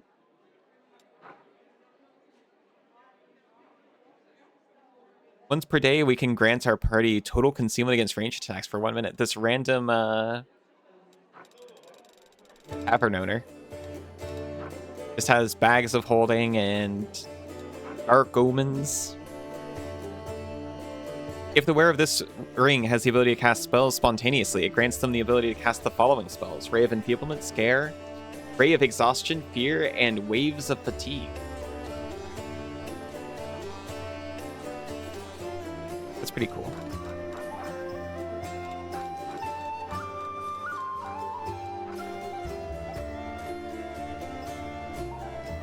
I think I remember using this for a minute. Drinking from this mug gives a character +2 bonus on saving throws against fear effects for 1 hour. Taking another drink prolongs the effect. When used by a monk with the Drunken Master archetype. Oh, no, I did not use that.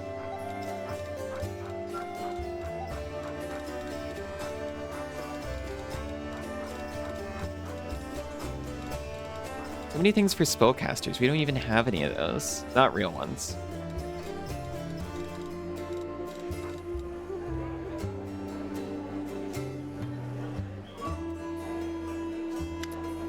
Any places in the city worth visiting? If you mean places that normal people usually stay well away from, then there are plenty, like the Pataxian wine cellar. Gimel pauses for effect, like the name of the place alone should make you quiver in fear. It once belonged to a Pataxian trading house. The king Aravetti came to power in Pitax and properly started changing hands. Soon after, the seller's shop assistant was found in a ditch. Not all of them, mind, just his head. Numerian gangsters had taken possession of the place. They wanted to sell something stronger than wine on the street. And they ended up on the gallows. The King Iravetti's number was up. So now the store stands empty and unclaimed. People say that a headless ghost wanders the place at night, menacing, moaning ghoulishly. Ooh. This man's incredible. After coming to the end of this story, unusually long by his standards, the tavern keeper takes a swig from his tankard. Just don't ask me how he makes any noise with no head. I wasn't there. I just tell it like I heard it. Any news in the city? There are demons everywhere and you showed up. Incredible.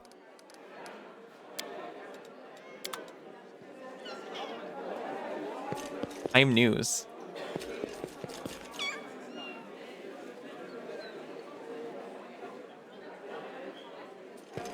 Whoa. Anivia stopped leaning on the shelf to go lean on a different thing.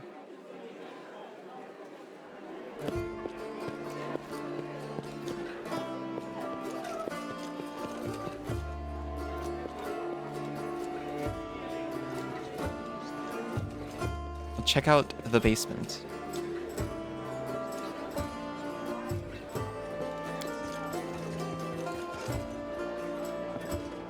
Uh-oh. I'm stuck. I decided to start moving Allison as well.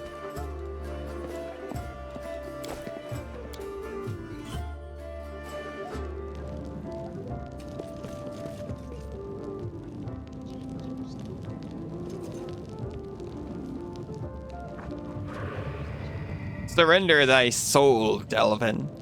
Iomade, protect us. Got you again. How many times is that today? Take your jokes and shove them, Tiefling. Whoa, easy there, Chief. Don't hit me. It's the best boy next to Lan. Hey, Chief. Ooh, hey, gorgeous. Come over here. I want to talk to you about something. Something really important. Young Tiefling sits cross-legged on the floor. He looks relatively calm for someone in shackles, but his tail whips back and forth in agitation. Noticing your attention, the Tiefling sits up and beckons you over.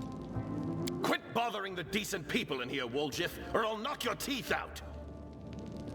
What's it to you, Delvin Dum-Dum? You were told to guard me, and I'm not stopping you.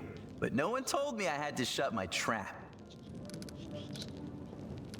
Who are you? Woljif Jeffdo. I deal in useful things. I can get you whatever you want. Anything. But there's just one problem. The Tiefling rattles his chains and gives you a meaningful look. Well, what do you want from me? I'll lay it out for you. Simple job, 30 minutes tops. We go someplace, talk to someone, and in return, whatever you want, I'll get it for you. Some extra rations? No problem. Armor, weapons, scrolls, you name it. It's as good as yours. If you need my help with something, whistle and I'll be there. I'm handy with knives too, and even my magic know-how isn't too shabby. Aw. Good morning, Banana. What a load of guff. If you were good at magic, you wouldn't be It was very cute. Now, would you? Aw. Don't you listen to him, Chief. He'd find fault with the Queen herself. I'll be useful to have in battle, and I'll sell whatever you want at a reasonable price. It's your lucky day. You won't meet another gem like me in Canabras. Good morning. She is very cute. Your shadow, what was that? Get me out of here and I'll tell you. And don't worry, it's not contagious. Why are you in chains? Does it really matter? Don't get hung up on the past, Chief. Don't look to the future. Live in the here and now. He was caught thieving. I can't help you while you're chained up here. How can I free you? That's easy. You know Irabeth? Feisty-looking gal, always wears armor. You can't miss her. She's the meanest fighter in the whole city. When you see her, put in a good word for me, will ya? Tell her there's this guy, Woljif, locked up for no good reason in the Defender's Heart. Well, for the follies of his youth. And he really wants to get out on bail so he can keep up his good behavior and make a contribution to society. You got that? Will you do it? Yeah, alright. I'll talk to Irabeth about your situation. I knew I could count on you. Knew it the moment I laid eyes on you.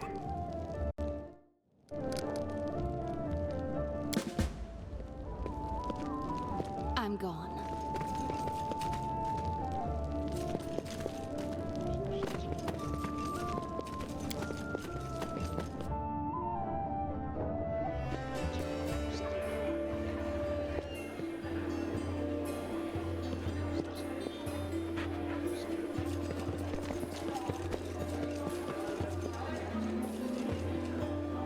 Airbeth is over here.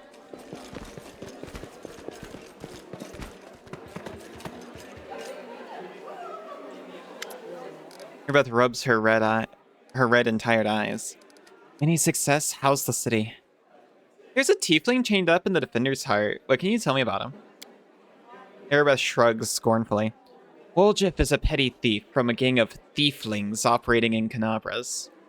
That's what we call them in these parts. They tried to rob a vendor of magical items recently. Unfortunately, we apprehended only one of them, and the rest managed to escape.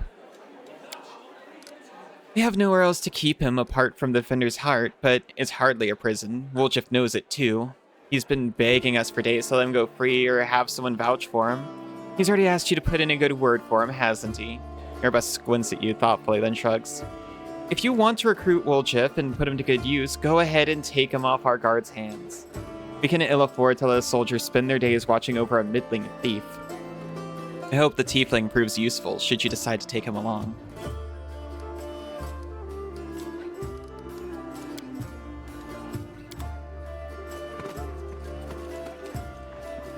We got him.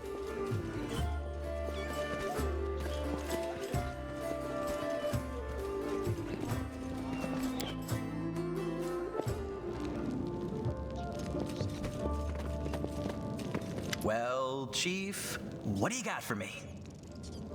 I talked to Airbeth and I've decided to make you part of my troop. We'll see how it goes.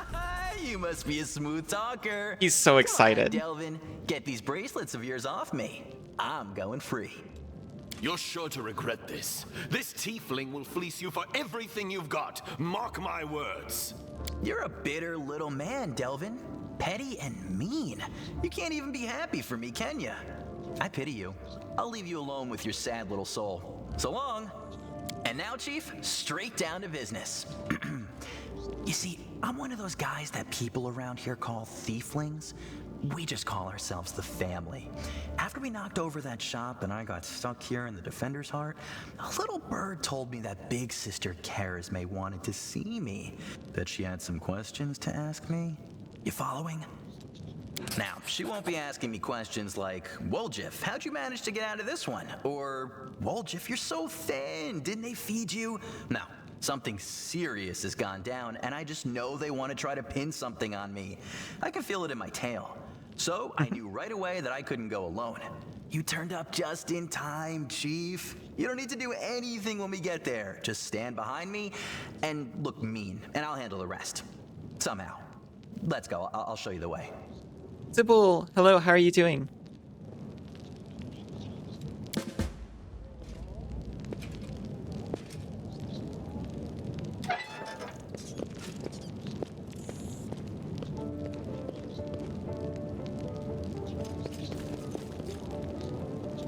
Unable to identify bracers.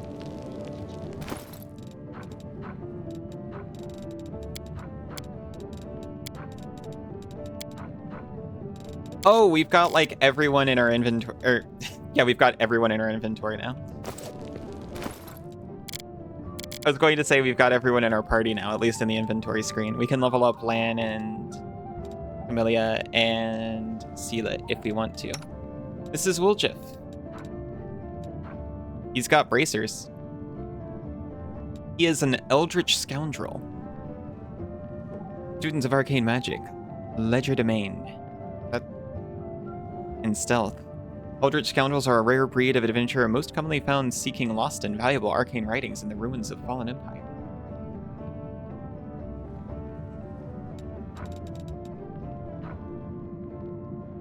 He's like he's a rogue, right? He's a rogue, but he gets no armor.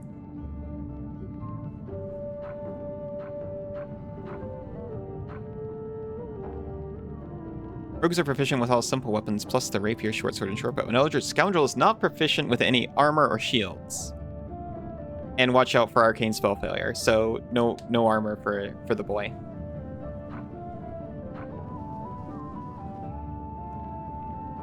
We do get sneak attack.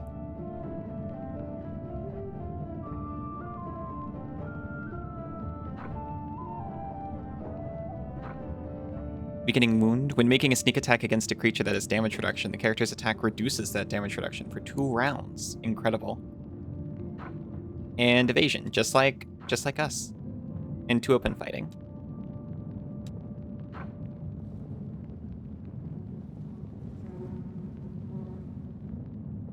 He sure did take double slice, huh? So he gets to add his strength modifier to damage with his offhand attack. Oh, but whenever the rogue makes a successful melee attack with a dagger, they add their dexterity modifier instead of strength. So it actually all makes sense.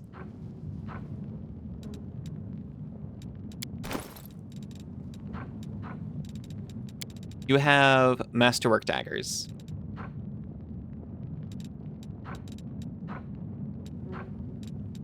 That's better than what we got.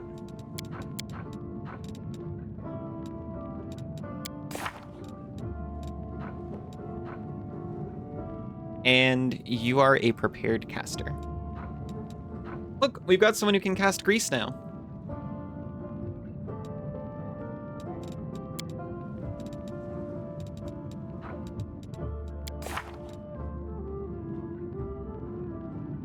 Hello, Malleus.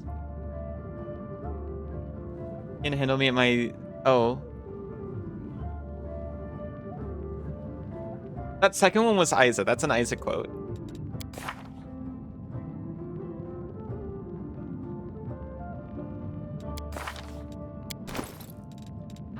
You can't handle me, you don't deserve Isa, I guess.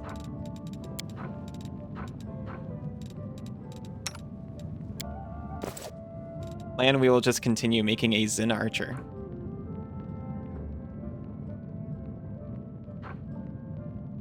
It's point blank shot as a bonus feat. It doesn't even need to meet the prerequisites.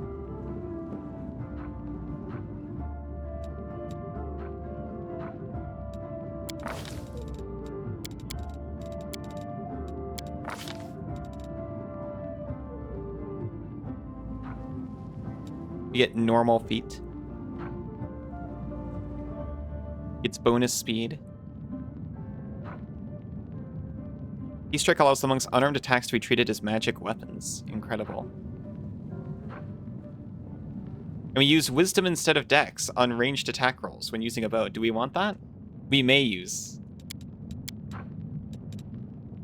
What are your stats?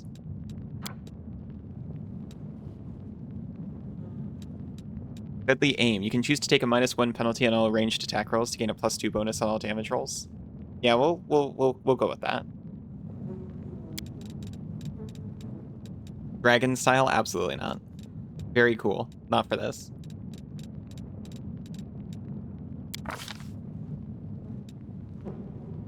You get Point Blank Master for free. You do not provoke attacks of opportunity when firing the selected weapon while threatened. Incredible. We'll select a longbow. Thank you. Our Wisdom and Dex are the same.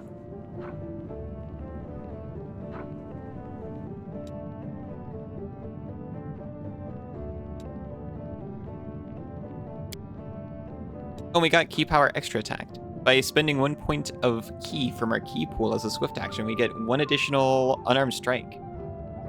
I believe we can use that to make a bow attack instead.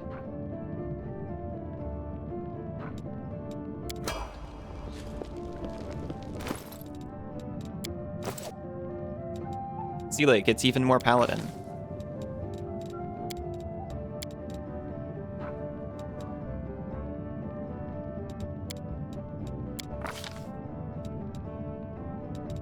We can weapon focus longsword for her. That would make sense. More paladin. Additional paladin on my paladin. The paladin intensifies.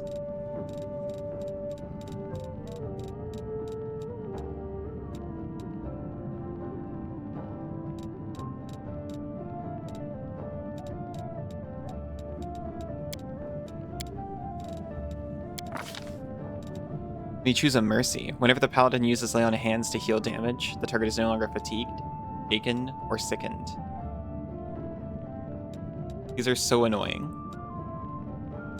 Each one, to be honest. But fatigued kinda happens the most, so I will take it. We also get Aura of Courage. A paladin is immune to fear. Each ally within 10 feet of her gains a +4 morale bonus on saving throws against fear effects. Only while she's conscious, though. Not if she's dead. That makes sense. The Paladin of Paladinus. She is. She's also immune to all disease. Incredible that just happens at level 3. Including Mummy Rot.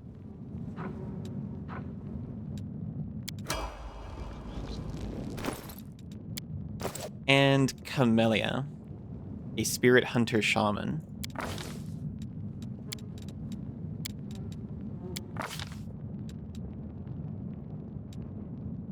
You could just give her weapon focus rapier. Discerning eye? No.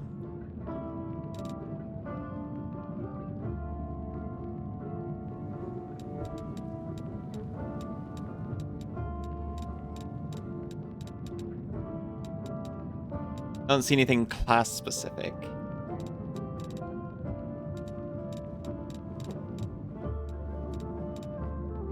I may as well just give her weapon focus as well. I don't see her using anything else other than rapiers. Warrior Priest. +1 bonus on initiative and concentration? Nah, that's fine.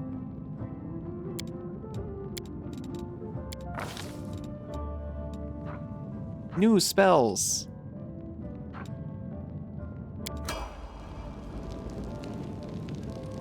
Okay, now right now, we are going to fill the new spell slots so that we don't forget later.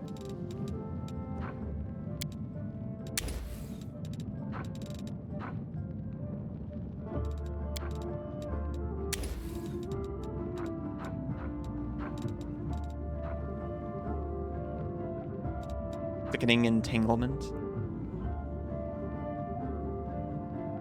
Functions as entangle, except the plants are coated with an irritating sap that creates a painful itch.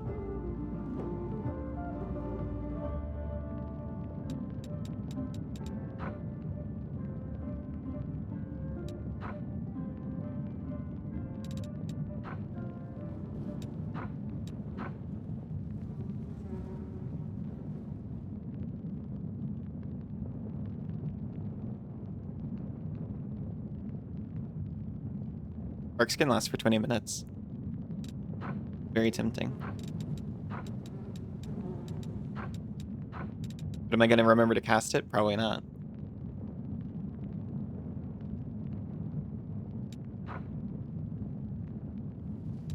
Let's take a second, cure moderate wounds.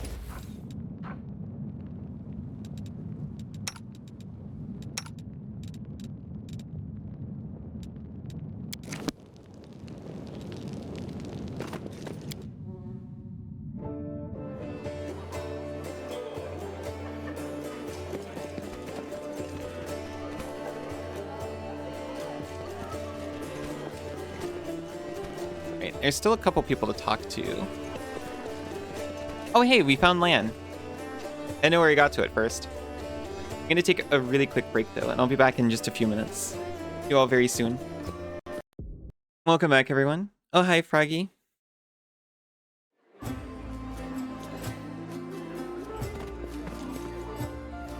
We're still catching up with everyone in the Defender's Heart. Welcome back, Fractal. Hello, Lan. And greet you with a nod. Here for a chat? Been waiting for you to come and see what strange beast you've taken into your party.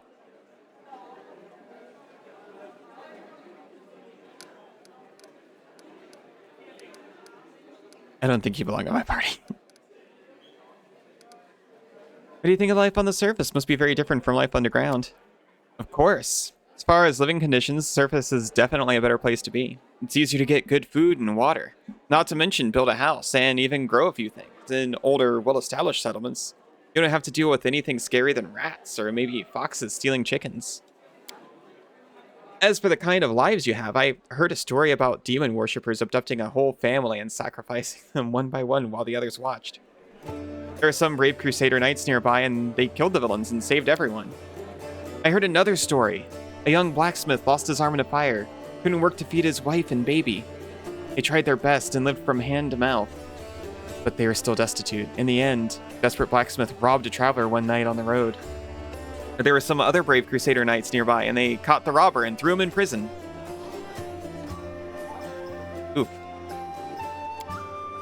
Up here, the same person can proudly say he's protecting the innocent from demons, then look the other way while the same innocent starves just because they were born into a poor family.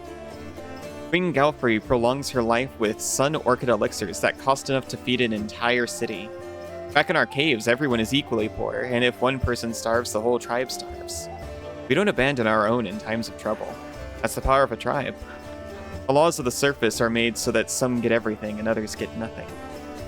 I might just be a naive fool from the caves, but I don't understand how it's possible to have much more and share so much less. Anyway, look who I'm talking to. You must know life on the surface much better than I do.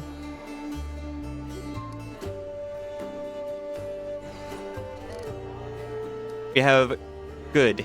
I'd never leave a needy person in trouble. I have been given more than most, which means I'm now more able to help others. We're in a struggle for our very survival against the abyss. There's no time to upend society in a quest for fairness. Oh yes, I have a few questions for our feckless aristocracy. Or stop whining, I clawed my own way up, and anyone else who can't do the same is just lazy or weak. I like that that's not lawful, it's just evil. I didn't choose what family I was born into, I just live with what I got. Anyway. Feckless aristocracy and all that. But I guess I'll have to wait until we drive the demons back to the abyss and close the world wound. Lan smiles a strange half-smile, which breaks along the border between the two sides of his face. At the end of the day, the world is full of injustice, but it's also full of mad beasts ready to tear us to pieces. You performed an action that was chaotic, Boomer. Hey, Sybil.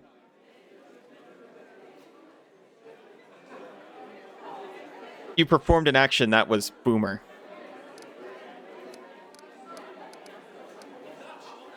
I'd like to know more about you. Let me guess, your first question is, can you wear a hat with your one horn? Am I right? Can you?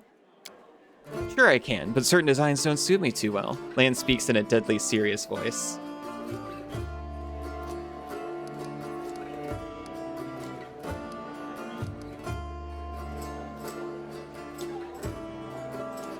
Be common better than the rest of your tribe.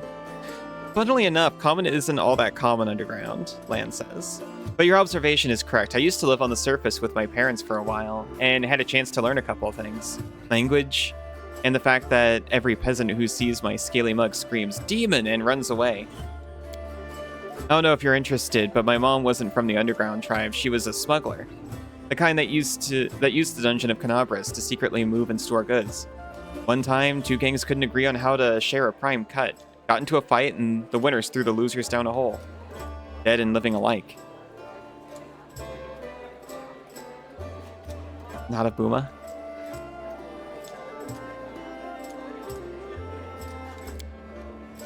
My dad went to check if the corpses had anything useful on them and found a girl from the surface, barely clinging to life.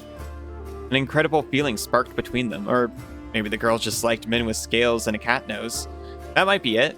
Relatable. One way or another, he got her back on her feet, and he later even left his home caves. She left her smuggling behind, and they began an honest life together. That's the delightful story of how old Lan came into this world. Next chapter, however, family and I never stayed in one place for long. We lived sometimes on the surface, sometimes underground. Didn't find a place to call home. Living in the caves was hard on my mom. And my dad's appearance raised too many questions in Mendev. They're at war against the demons, after all. In the end, my parents decided to stop making each other miserable and separated. My father and I returned to our tribe. I think the peasant screaming demon had something to do with it. Or maybe Dad just couldn't stand life without rat tail soup. I wouldn't rule out that possibility. Hello, Froggy. Oh, did you come with me so you could see the surface again? No, that wasn't it. I just don't have much patience for certain types of creatures. Demons, I mean. If they want to destroy Canabras, I'll be on the side of the people they're attacking. Lan looks away. Lan, you're my companion, and companions should trust each other. I'm counting on you to give me honest answers, not excuses. Lan looks ashamed. I guess you're right. I shouldn't have been so evasive. Just that some things are hard to talk about. My family, for example. My birth, hell take me, turned out to be a great misfortune for my parents. All because I'm relatively healthy. I'm the best thing that can come from a marriage between a cave-dwelling mongrel and anyone from the surface. A healthy child with the right number of hands and feet. No apparent defects, no missing organs or other problems. They saw hope in me, so risked having more children. Oh no. They thought it would somehow be alright. A growl edges into Lan's voice. I could have had 4 brothers. First was born 2 years after me, died 3 years later. Jeez. He could only breathe through his mouth. But in the end, it's his weak heart that killed him.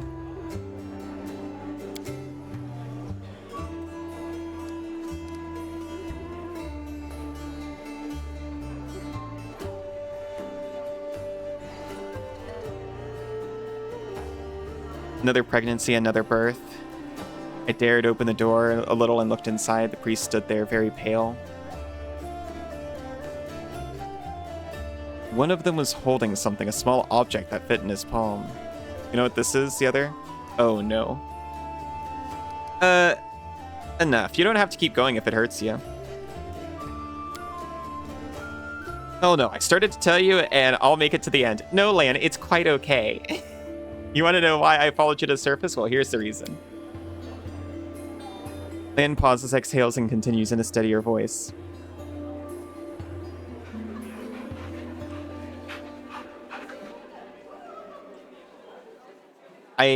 I'm sorry, I'm not going to read the gritty details. They're there. About 3 weeks later, my father took me to the caves. He didn't want to leave. I could see it in his face. But I think my mom and he decided it together. First my people have carried since the First Crusade stood between them. Not to mention the 4 deaths. Old age was rapidly taking its toll on my father. After we returned to the cave, he only lived another 4 years. So if you're asking me why I decided to go up with you on the surface and join the Crusaders, well, the answer is I've always wanted to. I was afraid to leave my tribe, but it always haunted me that I'd die in a world where 4 crusades could do nothing to stop the beast from the abyss. The number of victims kept growing. I want to change that, or at least try to. And if changing things is too much to ask, then at least get a little revenge. The ones who are behind the world wound owe me a great debt. The lives of 4 brothers, all my mother's tears, my father's broken heart. It's a lot. It's so much that killing a couple demons won't do it for me. I want to do something real. And I'm ready to pay the price. Call it my personal crusade if you like. Thing gives you a slanted grin. I used to think that things would be better if I had never been born, but now I think I was born for this. To settle the score.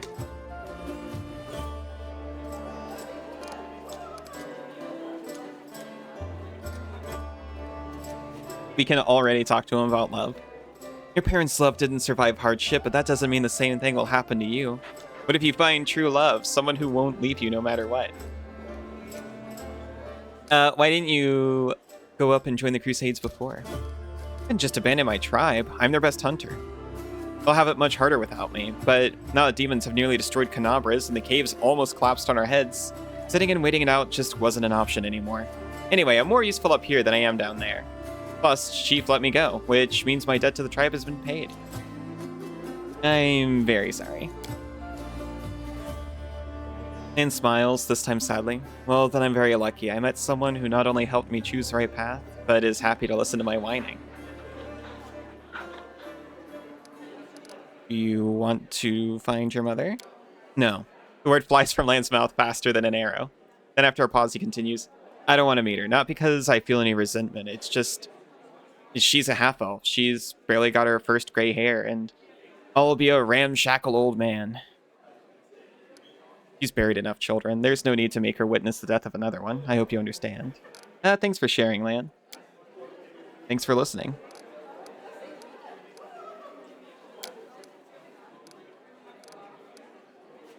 I don't think you belong in my party. Thank you for your answers so long. I'm pretty sure we can talk to him about this later.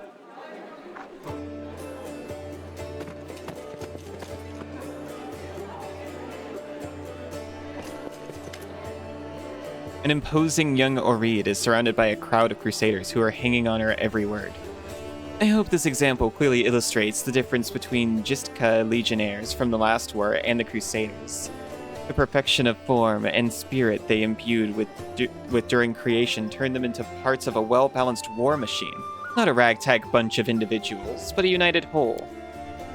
Now tell me again why I am supposed to be impressed by your reckless assaults where everyone is fighting for their ego and for the right to beat their peers to a swift but pointless heroic sacrifice.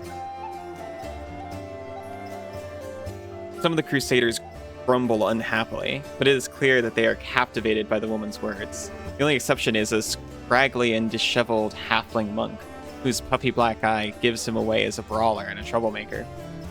He enthusiastically pushes forward and tries to engage, but one of his friends swiftly jabs him in the back with an elbow, making the poor fellow pause to catch his breath and quietly listen, or, yeah, looks like we got ourselves a student of warfare. I don't know anything. One of the crusaders angrily curls his fist tightly and retorts with a burst of passion. If those gists of yours or whatever had come for us, we'd have their guts for garters. My goodness, it is a real thing that people say. You think we've never fought a mighty adversary before? The soldier's stern facade cannot fully conceal his relish. He clearly plans to enjoy this confrontation. The crusaders around him look upon their exotic opponent with a mixture of irritation and piqued interest.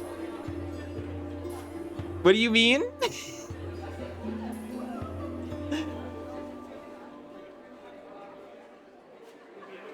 You didn't make it up. I didn't think you made it up.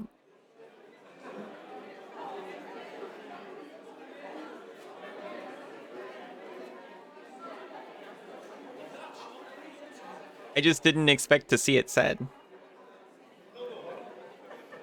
The woman chuckles before cutting off her interlocutor.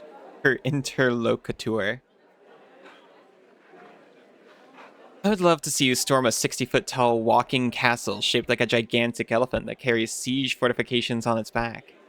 And I'll have you know these fortifications were defended by Justkan priest craftsmen armed with demon-bound war machines. The Jistka Imperium was the first human kingdom to establish itself in the Inner Sea region, after the centuries of darkness and devastation caused by Earthfall. The citizens spoke a nearly forgotten language called Jistka, whose alphabet became the basis of the alphabets of the modern languages of Skald, Varisian, and Taldane. At its height, it dominated all of the northwestern Garund and also parts of the southwestern Avestan. Raids of desert nomads and attacks by powerful outsiders from negative 3300 onward and the lack of a strong eastern trade route led to the slow decline of Jistka. Oh, okay, so... sounds like they're not around anymore. Osirion, then a burgeoning kingdom under the control of the powerful pharaoh of the Forgotten Plagues, pushed westward. It overthrew the already weakened Jistka, and the Imperium was plunged into numerous succession wars around negative 2764, from which it was never again able to recover its former political, military, and economic power. Because of this military and economic defeat, the important cultural, magical, and technological advances of the Jistka Imperium were largely lost and forgotten. Use the enemies you cannot defeat as mindless weapons. Going gives the people around her a triumphant look and adjusts her clothes and with pointed nonchalance. Her voice takes on a lecturer's tone. You should not argue with someone who happens to be the most authoritative researcher on the history of warfare 3,000 years before the foundation of Absalom.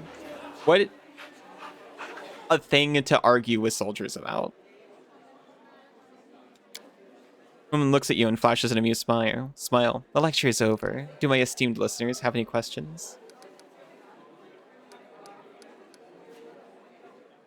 You're wrong to treat the Crusaders with such disdain. Allow me to explain. We're about to make a fool of ourselves. A debate? She, like, puts on a fedora. Oh, I will happily prove that the current conflict can't hold a candle to the last war of Jistka. Very well, the last war of Jistka was waged using a significantly greater number of troops. Both sides actively relied on reinforcements from allied planes, and their strategic planning was perfected through no fewer than 7 rounds of intensive design. None of the above applies to this war of yours. Oh yeah, 7 rounds of intensive design. They reviewed the draft 7 times. We might be able to pass the diplomacy. Compared to the Jistka, we are but stone club-wielding kobolds. I would like to conclude my thesis with a few words of wise counsel from Dagon, an advisor to the Pharaoh of Forgotten Plagues. I doubt you will comprehend the true genius of the statement, but here it is nevertheless.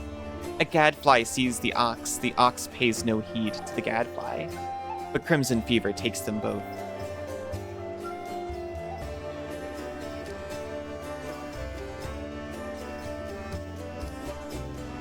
The events of the past are shrouded in legend, but the fate of the world is being decided here and now. That is what you fail to grasp. We actually succeeded. The earnestness on the faces of those around you has taken away Indara's panache, encouraging her to backtrack and stumble over words. But of course, I'm not trying to diminish the importance of current events. What I am trying to say is that from the standpoint of history, and particularly the history of warfare, she falls silent, fixedly staring at the unfriendly eyes of her audience. The true importance of these developments won't become obvious until later. Yeah, that's what you were saying. Indara offers a pretentious dismissal. As a scholar, I cannot deny that there is a certain truth behind your skeptical statements. History is a complex discipline rooted in fact and an evidentiary base that grows ever more meager the further the described period is from the present moment. Of course, if I were to argue in bad faith, the way Crusaders embellish their tales of slaying a single Brimarak by adding a dozen Baelors, for example, I could win this debate. Yeah, she's not embellishing at all. But I am above such things, and therefore I'm forced to admit your skepticism is not entirely without merit. Then get out. I'm sure you would have been able to expound on your arguments in a longer discussion. Indara nods with obvious relief. I'm glad we both understand this limitation. It is always a pleasure to face a worthy opponent. Oh, my skin is crawling. Even if the debate takes place in a grimy tavern. Perhaps especially because of that. Indara unbuckles her sword belt and hands you the weapon. This is a worthy blade. It will be of use not only to the strong, but also for the wise. She tipped her fedora to me and gave me her katana from her belt. And this is where I bid you farewell.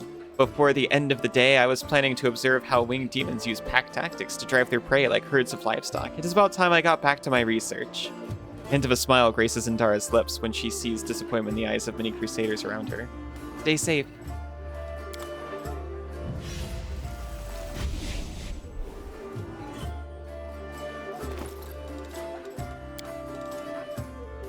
It is a short sword.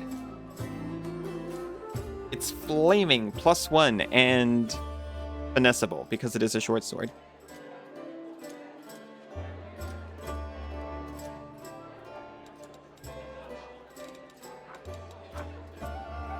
It adds 1d6 fire.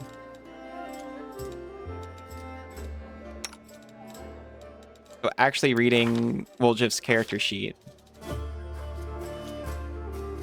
he gets 6 to damage for daggers specifically.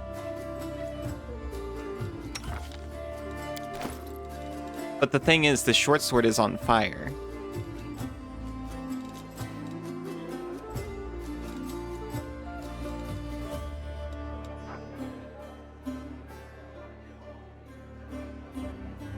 If I actually did take, so to open fighting, I could use it. It is a light weapon. I could put it in my offhand.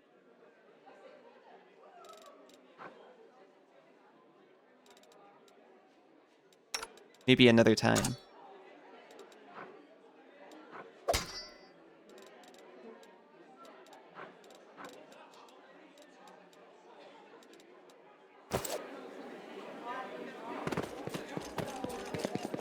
Okay.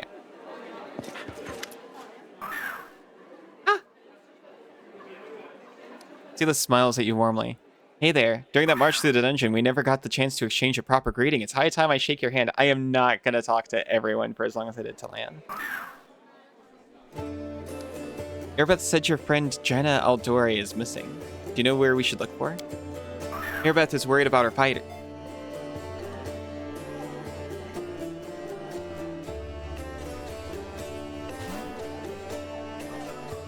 Nice catch, Mercury Soul. Airbeth is worried about her fighters. I understand that. I wanted to look for Jenna myself, so I didn't distract you, but since you're in this too, I could use some help. Hello, how are you doing? Jenna and I met in Canabras a few days ago and just hit it off. We went drinking together. We went to that unforgettable celebration together too, but we got separated in the crowd. So we should start looking from the main square. That's where I last saw her. Jenna's a good fighter, even if she's green. She couldn't have become an Outdoory otherwise. Hope that means she's alright.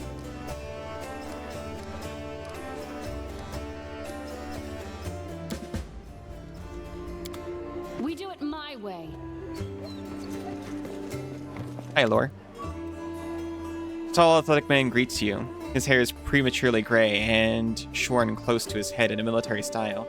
He's lean and well-groomed, and a monocle twinkles coldly in his eye. The bold set of his jaw and his large but agile frame attest that here is a man who is always ready to be on the move. Greetings, I'm Hylor, venture captain of the Pathfinder Society. Ah, you're the man who respects. I'm doing pretty well today, thank you for asking. I'm glad you're doing well. I am the superior officer among Pathfinders in this region of Mendev. However, the Society is running almost no operations here right now. Besides me, there's almost no Pathfinders here. Actually, I'm only stuck here because of an old feud with a demon worshipper known as the Spinner of Nightmares. I've had to work alone without the support of the Society. But I made a lot of acquaintances among the local mercenaries and daring fighters. If you need any good fighters for an honest cause, talk to me. Name of the game! Thank you for the pats, Mercury. The companions that I need good training, there it is. Good luck, watch your back. Only trust your closest friends. The enemy is cunning and treacherous.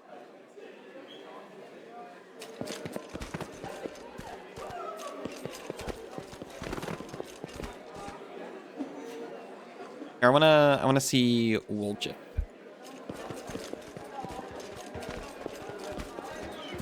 The first time you hear about Pathfinders is that there's like none here.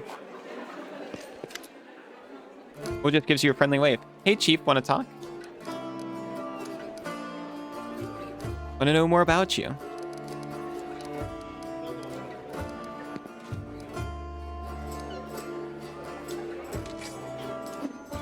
Yeah, that's enough.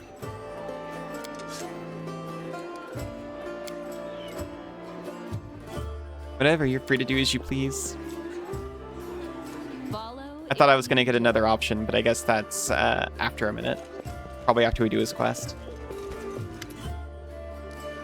Amelia looks you over pensively, toying with the snake-shaped bone amulet that dangles from her pale neck.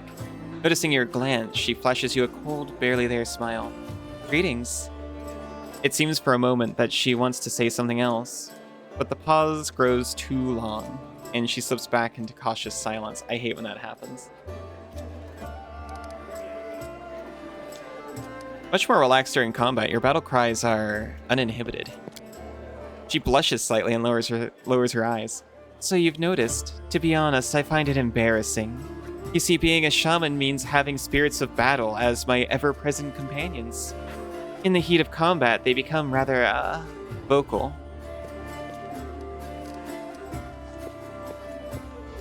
Did you learn to wield a rapier so well? I had good teachers, although they don't get all the credit. I am a most diligent student. Amelia licks her parched lips. Your speech tells me you are of a noble birth.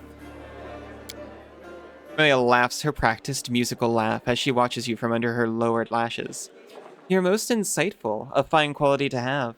Amelia's laughter ends, and unspoken words hang in the silence. I believe being of noble birth does not give anyone the right to look down on others. Forgive me if my questions disturb you. Couldn't resist such a noble and beautiful lady. I'll stop bothering you immediately if talking to me upsets you. No. There's nothing wrong with being a noble. People are not born equal. Wild statement. Whatever. I suppose we all have our good and bad qualities. Imagine calling someone out as a noble and it's like, yeah, I guess we're not all perfect, huh? I guess of these options, and no back out option, it doesn't give you the right to look down on others. Is that so? Well, thank you for sharing your opinion with me. Oh, gotta go. Talk later.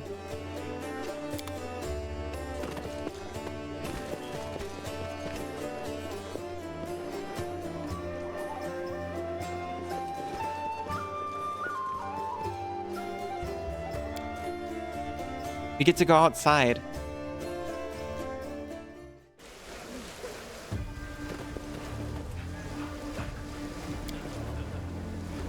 This place has been sanctified. It can protect the area around it from the corruption of the abyss. That's right, there's a corruption mechanic in this.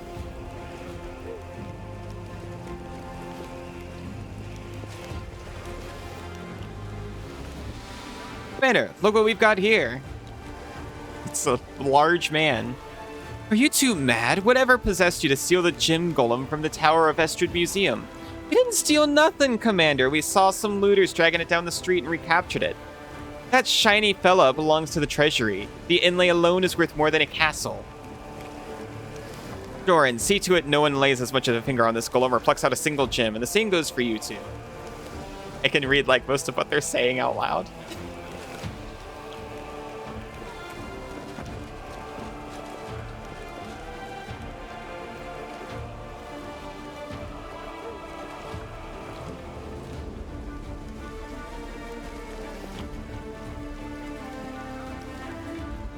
It's Joran. It was a while ago, but Staunton told us about this guy. It's his brother. A grizzled dwarf turns a blade in his calloused hands, carefully inspecting its edge. When he sees you approaching, he sets the blade aside and greets you with a nod. New face in the city. You picked a good time to come to Canavras. As you can see, we're in sore need of warriors. Hey, check this out. Do you recognize this sword? Do I recognize it? Of course I do. I made this with my own hands. There's my brand, see? The dwarf carefully takes the sword in his hands, gazing at it like a doting father. Oh, Yaniel, things have been tough without you.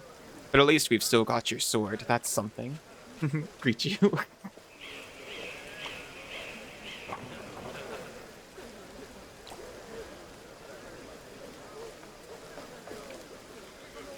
I said nod, certainly.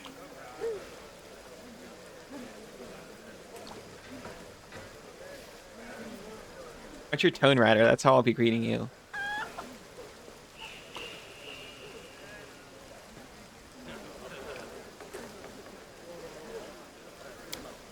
Jordan returns the sword to you. In battle, ordinary swords get blunted. They break. But sometimes a weapon can preserve. I don't even know how to explain it. I have no authority on these things, but something like an echo of the deeds done with that weapon.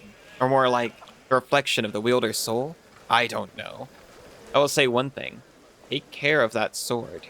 Yaniel may no longer be with us, but the demons still remember why they need to turn tail and run when they see radiance. Ah! The scabbard's all worn.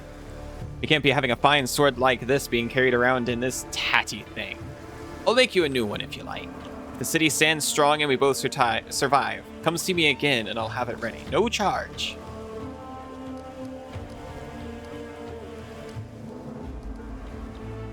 You Staunton Vane's brother? Yep. Where he goes, I go. That's how we've always done it, even before the world wound. I forge the armor, he goes into battle and breaks it. He brings it back to me and I repair it, and make it better than before. Everything's changed since then, of course, but that part has stayed the same. World Wound, by the way, a demon-haunted wasteland that lies at the northernmost reaches of Central Aveston. The World Wound is an unnatural blight. It is a rift to the abyss opened on the material plane. It appeared shortly after the death of the god Eredin, at the beginning of the Age of Lost Omens, and is probably the greatest threat to life on the face of Galarian.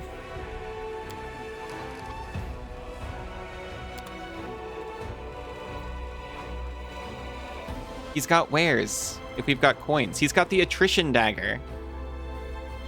Once a round, when this +1 dagger lands a hit on an enemy, it deals them 1 Constitution ability damage. This can't lower the target's Constitution ability score below 5.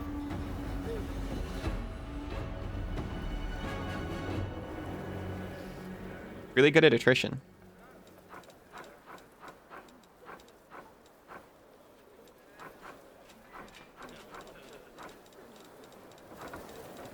You have anything else that's like good? You got star knives.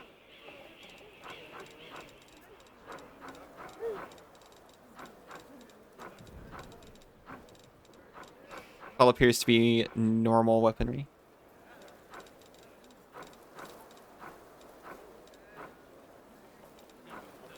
Devastating blow from above. A long spear.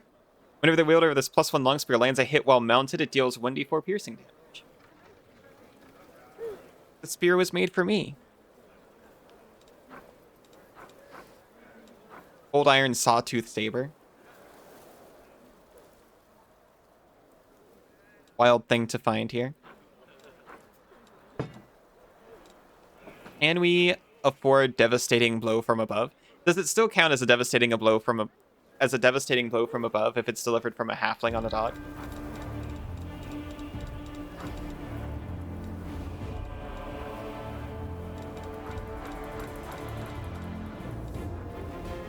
I do really like the Attrition Dagger as well.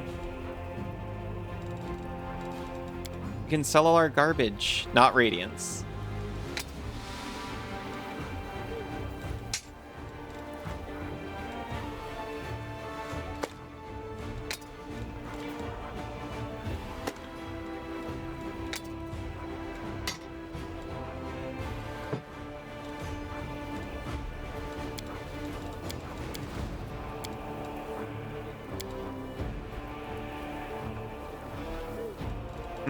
We still can't afford it. But at least we can afford to sell all our stuff.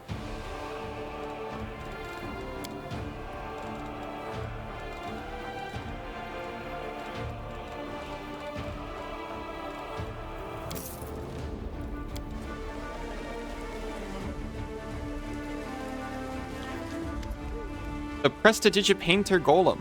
Magnificent and glittering golem encrusted with gems and covered in intricate flowery embossing. Triumphantly exclaims, "Happy to be of service. May Shaylin brighten and vivify your day." What are you?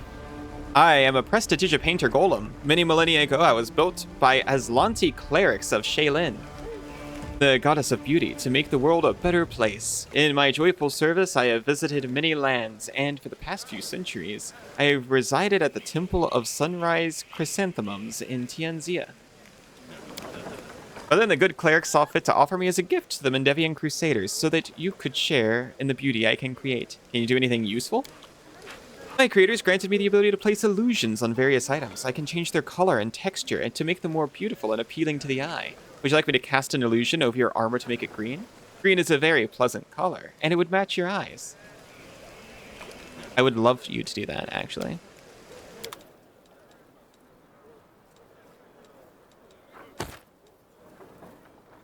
Select an item, change appearance, then select an item, transfer its appearance from.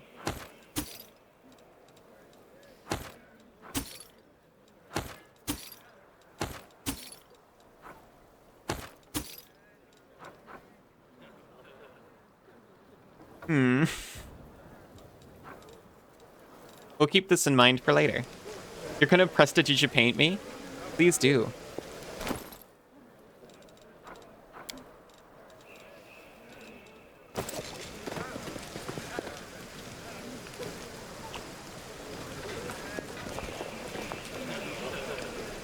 I think it's finally time. I think we can leave.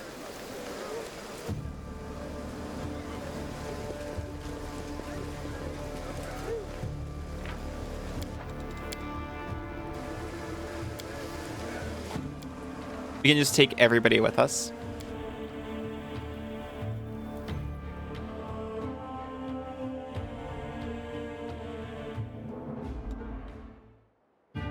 We got so many locations.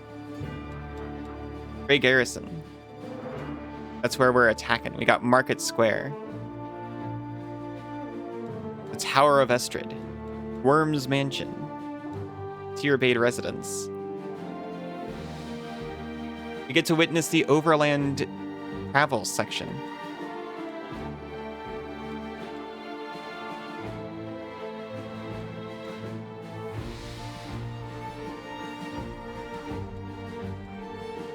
I don't think I've ever actually talked to the barkeep, and I never knew about the Pataxian wine cellar.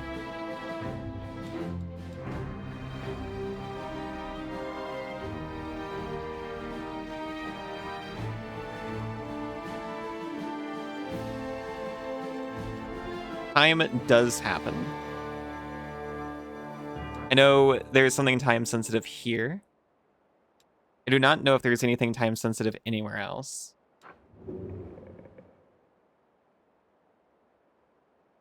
You had to wear a fake mustache to trick the Baroness into thinking you were a fashion designer and not a pirate, so you could convince her the lingerie you got was more fashionable than her pink knickers.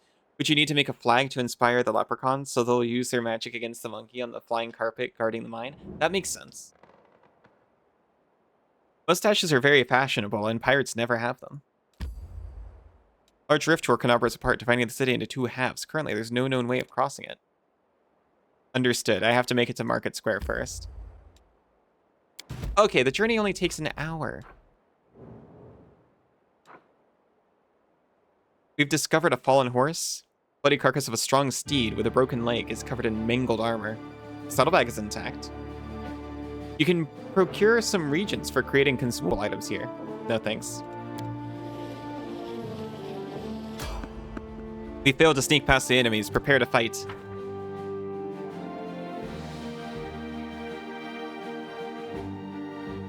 Let me draw the first blood.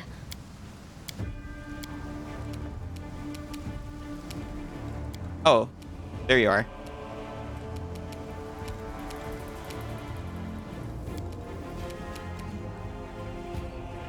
Now, the jolt is an attack. Ray of Frost is definitely an attack. A ranged touch attack. You surprised? Sneak attack. The one useful way to use Pathfinder 1 cantrips. Or so I hear. I've never actually played too far in the pen and paper.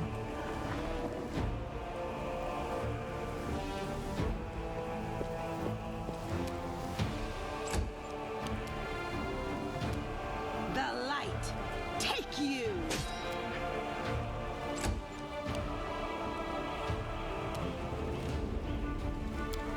Oh, there's another one. Allison, going it alone.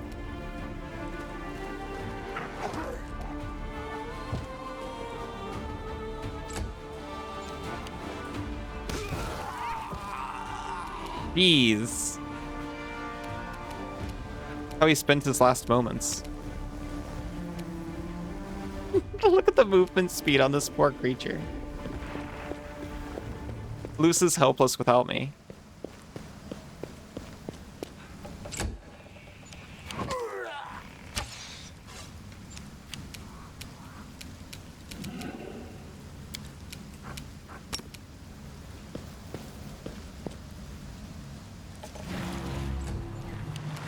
You've crossed the wrong mongrel.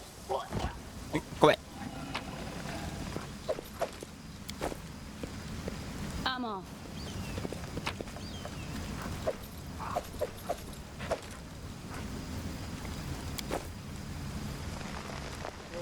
I am never wrong. Sure. Get on my back.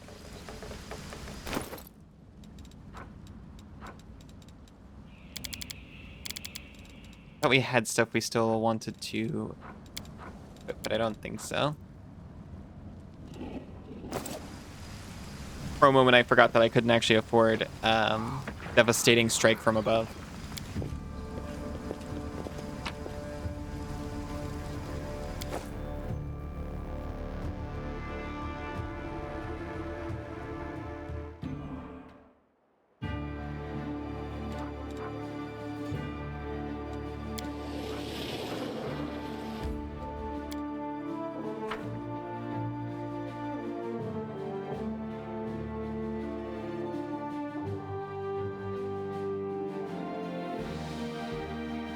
We've made it to Market Square.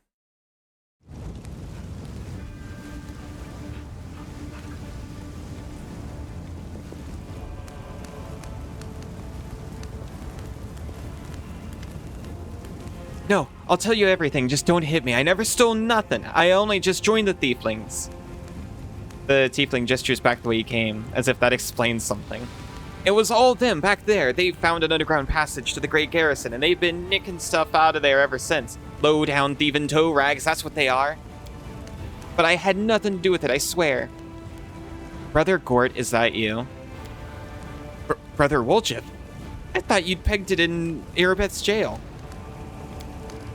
Happy to see you, too. I'm not gonna ask him to pay us. I don't waste my breath on thieves with this guy right behind us. Why are you afraid of me? You're one of them crusaders, ain't you? You lot hate our guts, the Thieflings. I mean, you lock us up and do worse to us. Tiefling gulps loudly. Well, I'm not a Thiefling, not really.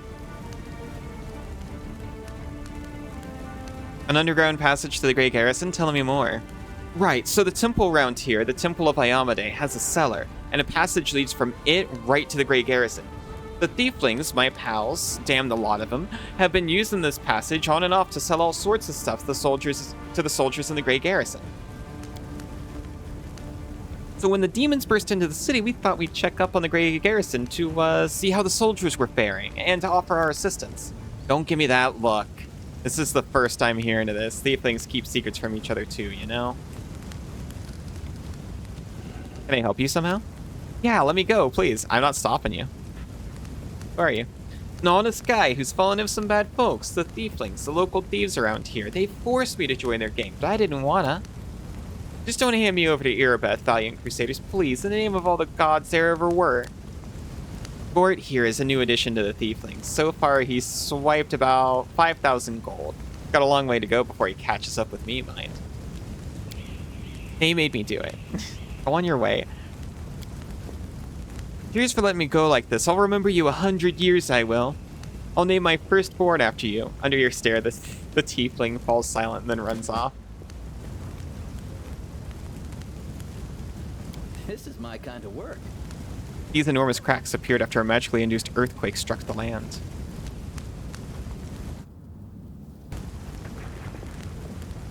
I do what I must. We are the light. They are the darkness. Oh yeah, I never updated the marching order.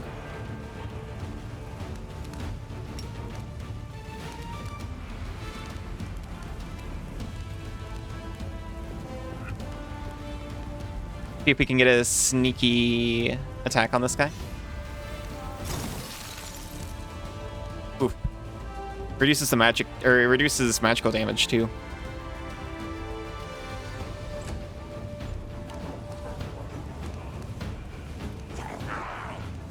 How'd Gort get through all this?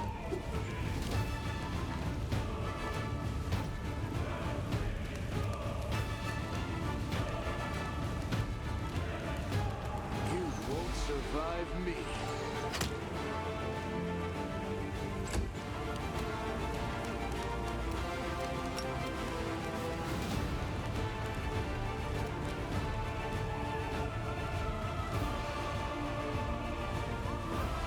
You can get real close.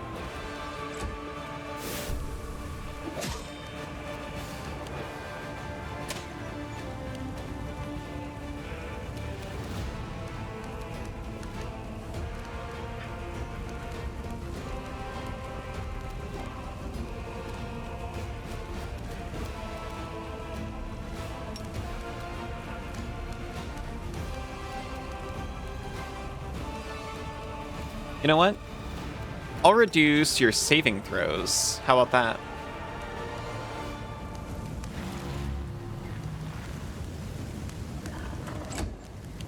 And then I can charge in on this guy.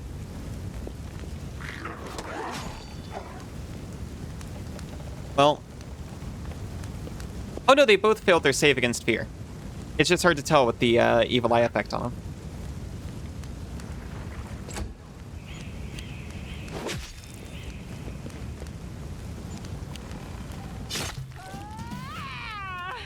We did a help.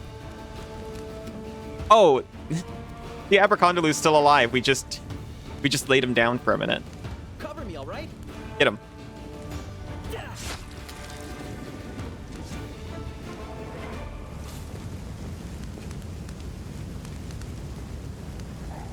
I'm gone. Crusader, citizen. Crusader.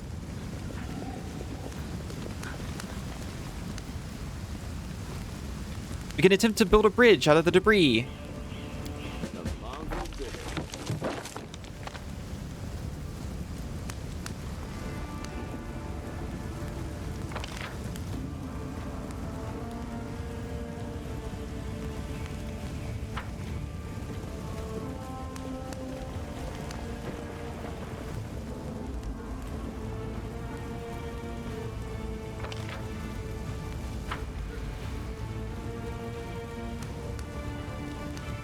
We can do that, right?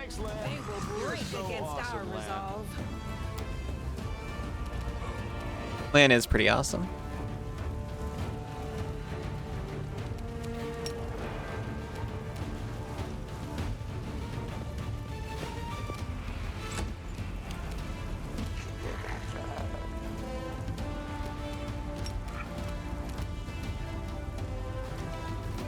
Get him. We did 4 damage.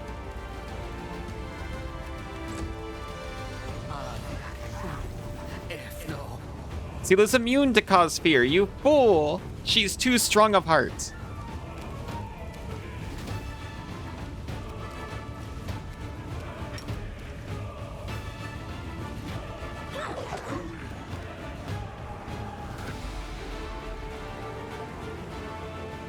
We critically missed with Marching Terror. How sad. Endure this.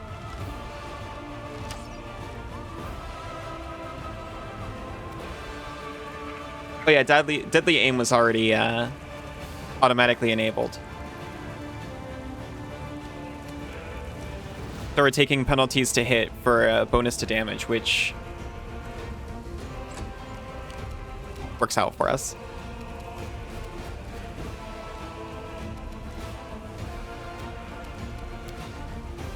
Oh my goodness, Frostymancer.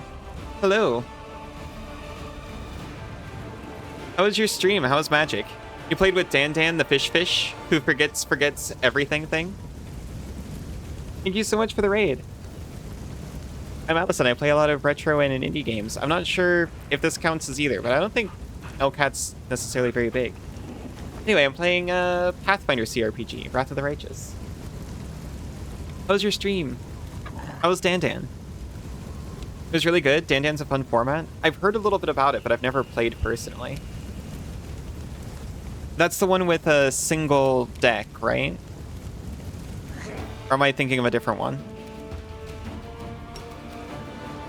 Also, of course, after your stream, make sure you take care of yourself. Get food or rest, whatever you need.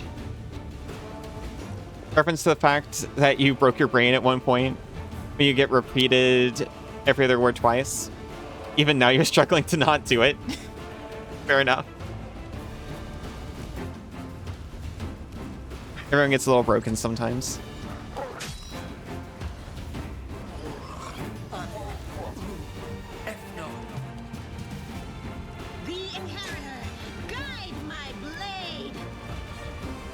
The rough joke? I don't know the rough one.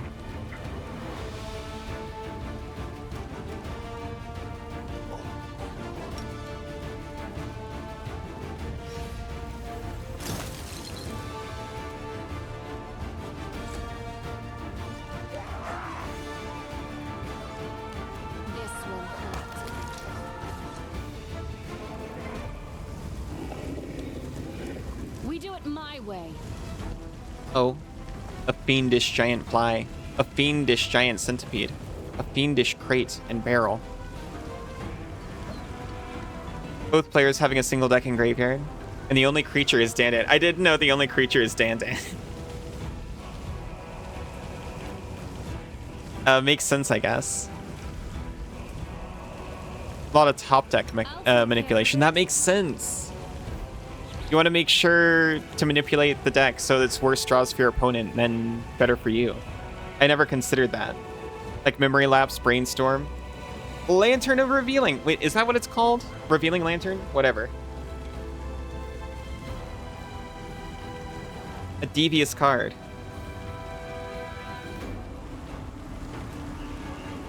Centipede.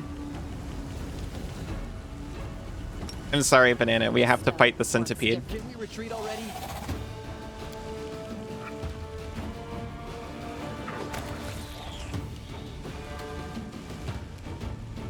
Sorry it had to be like that.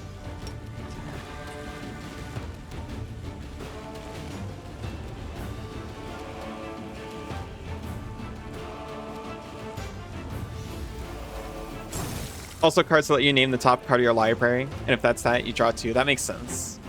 Can you fight it instead? I'm sorry.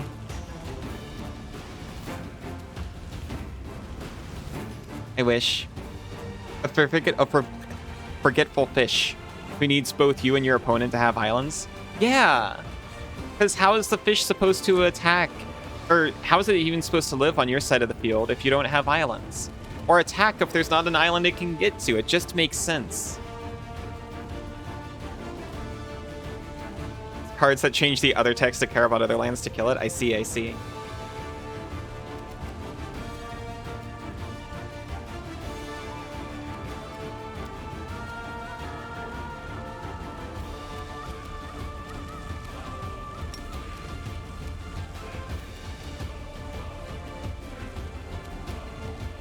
You know, it's really hard to say rough twice in a row. I see.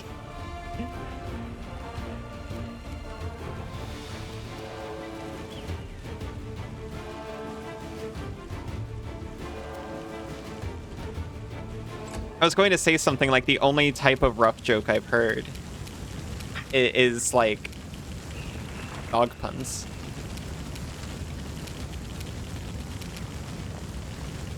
Make every strike count. They tried to make you go ruff ruff.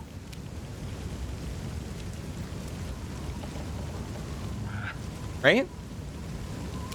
No? You got it? Okay, good.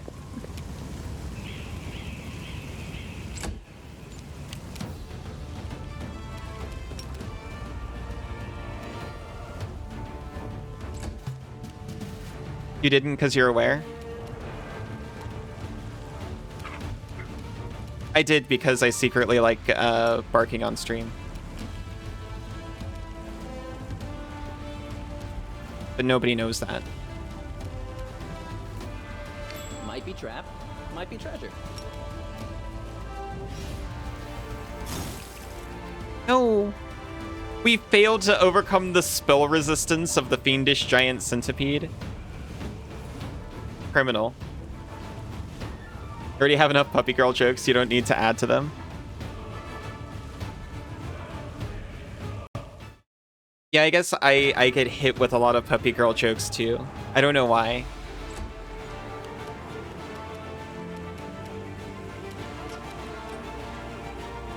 The centipede is too powerful. It's saving itself for you? No. It's a bad centipede. It's fiendish.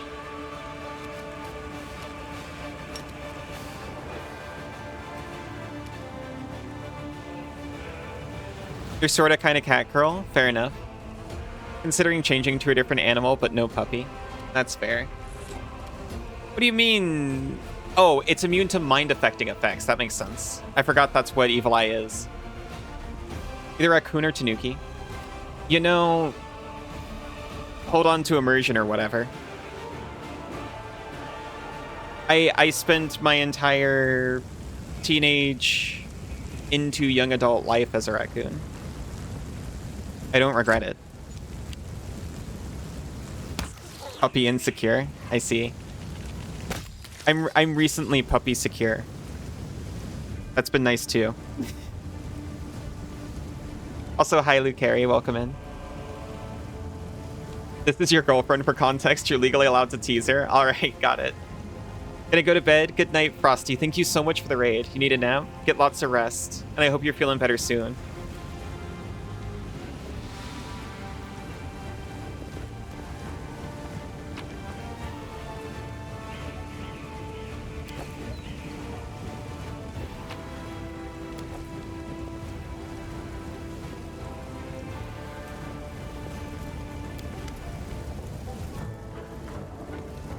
We can hear voices from under the rubble.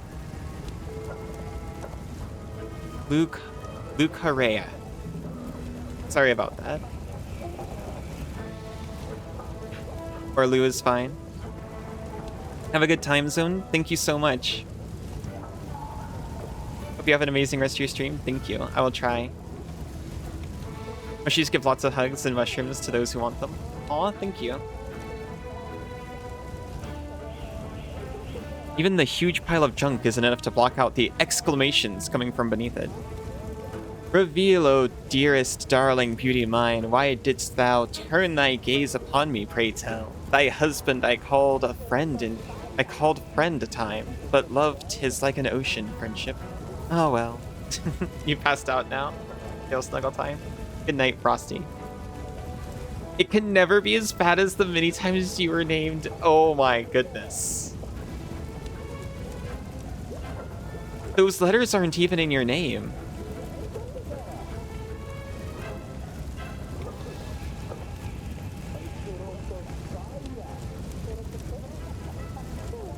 I feel it. I'm called Allison Bob Allison far too often.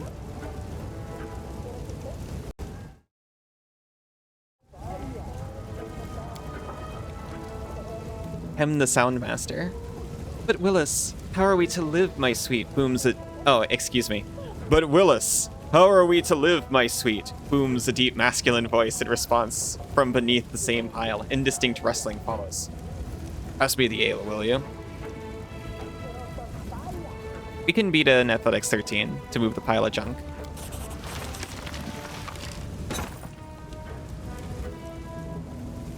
The pile shifts easily, revealing an entrance to some kind of cellar. There's an interesting looking chest among the items. We got a silver ring, jade, green quartz, and 2 port. An 80 experience was in that chest. Look, the door's open. And now we're completely at the mercy of whatever's up there, if it really is a demon. We have nothing to fear. We have the power of inspiration, after all. But hand me over my ladle and that rolling pin. This is Grandma Gretlin, the director.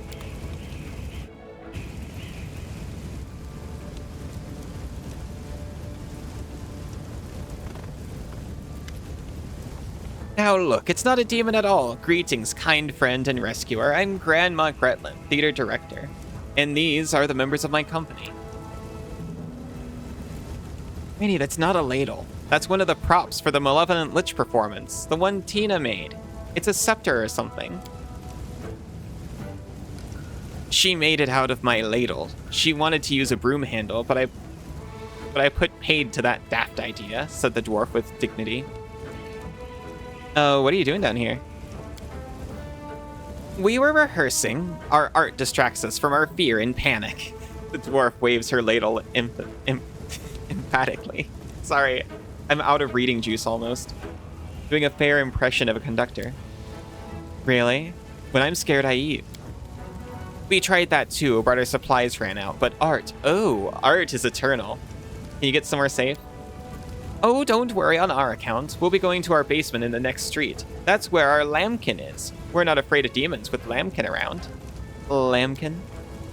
Lambkin, says the dwarf readily. Our male lead, he'll protect us. Don't worry, we know what we're doing. Maybe his second B was capitalized. Could make the Bo Ballison more clear. But you read it as Bo Ballison. So maybe you, the dyslexic, are just built better than most. I've finally encountered people who get it. But it's happened all too often. And it's like, you know, you can just say Allison, right?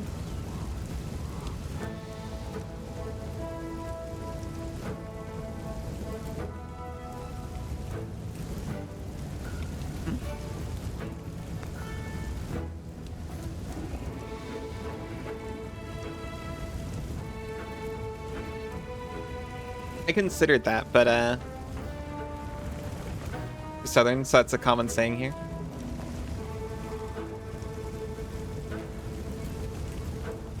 But being built better than most. Oh no, the P5 Allison thing.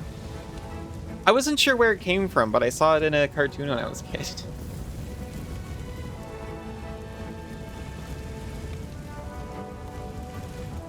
I was surprised more people didn't see what we were going for. Thought capitalization too. Don't know if it would matter. I tried a couple, but if I capitalized both B's, it kind of made the Bob pop more to me personally.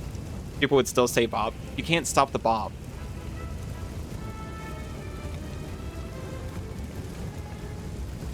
It just leaps out too strong.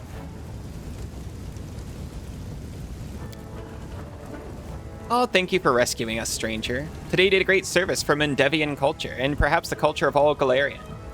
You'll certainly be remembered in future eras as the one who saved the critically and publicly acclaimed Next Door Theater.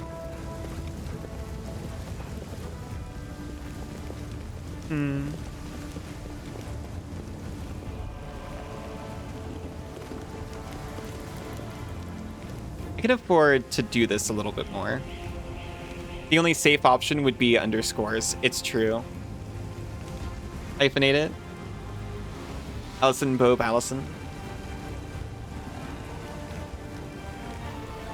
Yeah, that's... I give it the old Chef Boyardee treatment.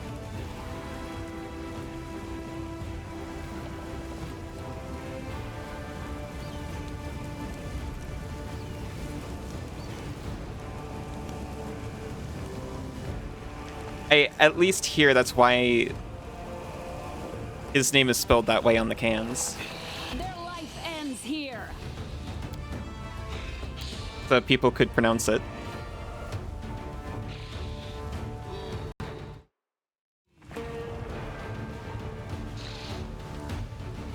Love that we're all surprised.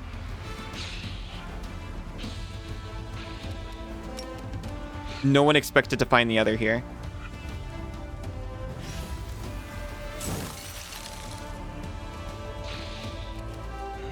I should really ask for an hour level. I should probably just cast Mage Armor on him. Alternatively, name yourself the indescribable eldritch truth that is incomprehensible to the human mind, for it is too small to understand. That would work.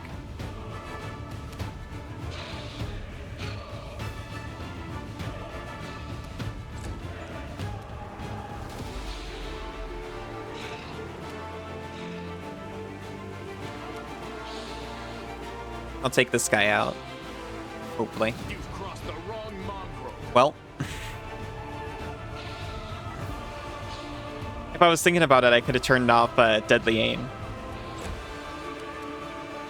Would it have mattered? It would not have. I rolled a 1.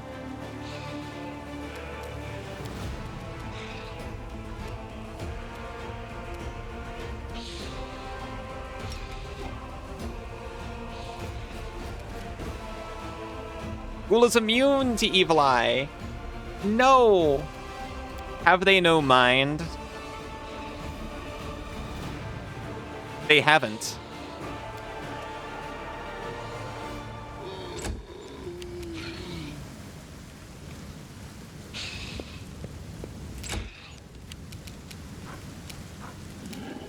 Oh, we can't charge. Thankfully, our dog can. Oh, but the path is blocked. Never mind.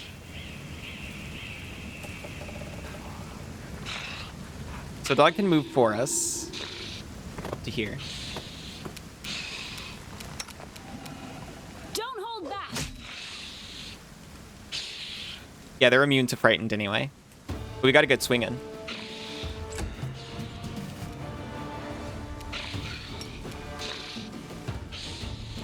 And they're still sneak attackable.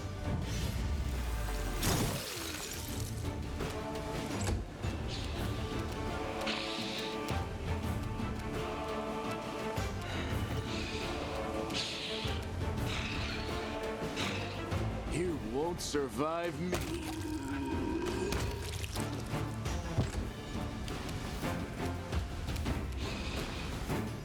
Melia, you can stand over here, I guess. Must have seen the Eldritch Indescribable Truth from before. It melted their minds. Brain smoothie. They'd probably enjoy a brain smoothie. What a nice ghoulish treat.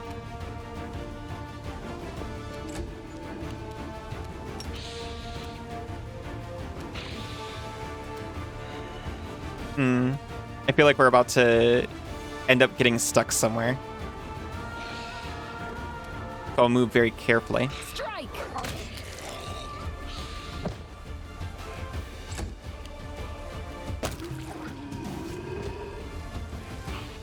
The ghouls were so terrifying. Right. I've been using my snoozes. I can delay it no further. I'm gonna take a really quick break, but then I think I am gonna finish out the hour on this. And then we'll switch to Castlevania. I'll see everyone in just a few minutes. Welcome back. I had a stretch. I had a sip. When I say I had a stretch, that's actually a lie. What I did was I sunk deep into my seat. But I did stretch a little bit while I was there.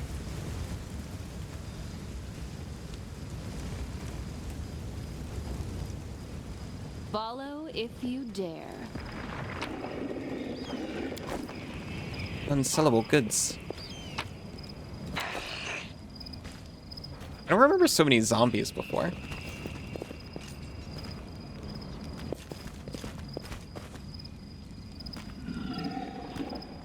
Yet another obstacle. We've been spotted.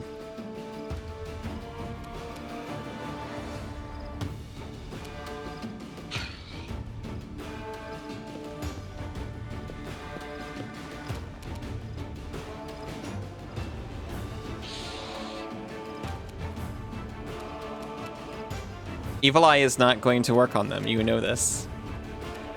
So do not cast it. Understood.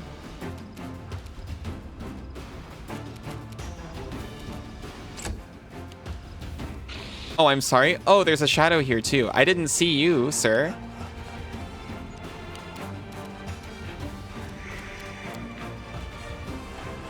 A chaotic evil undead. It's incorporeal. You take no damage from non-magic weapons. You also take only half damage from any source that deals neither ghost, holy, divine, or force damage.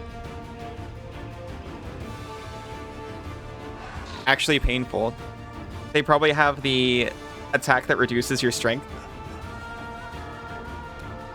They might have that attack.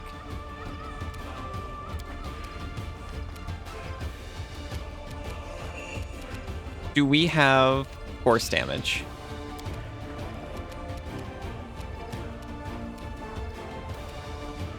Sure, your only spells, huh? We do not have force damage.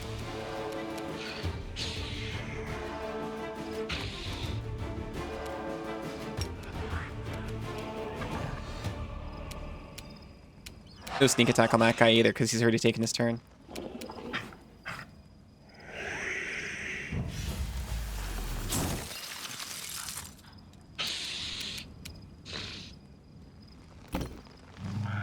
You can have a little move over here. Jeff can be ready to help in a minute. Hold on. Good hits you fine, right?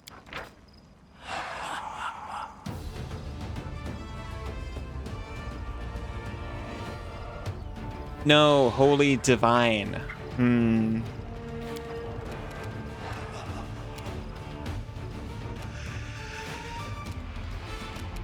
Camellia can actually give Ghost Touch to her weapon, I'm remembering.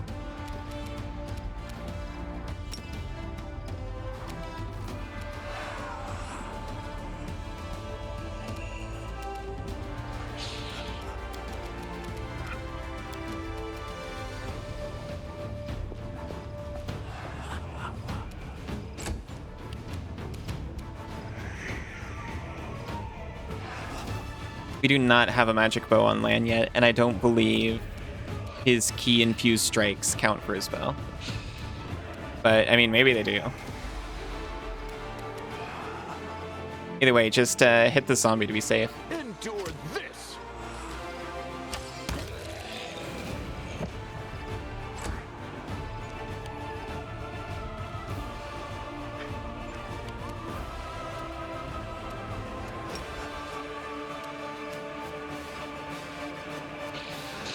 My spear does negative damage the first time I hit with it. Okay, I'm gonna do a maneuver.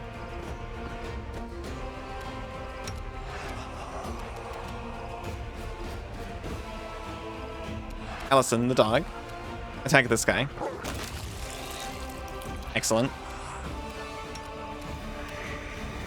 Lusa, the halfling.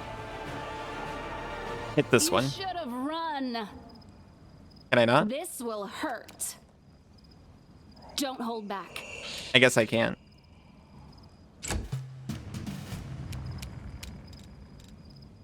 Oh, I hit the zombie instead. And then dog just didn't attack. Criminal. You. Ghost Touch Spirit Enhancement. Add the Ghost Touch property to a weapon. This consumes 1 point of enhancement bonus granted to the weapon.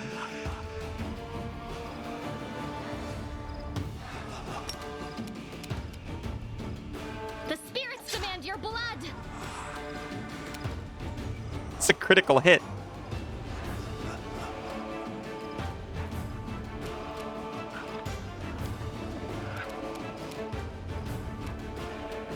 Now, step away from it. Thank you for missing that.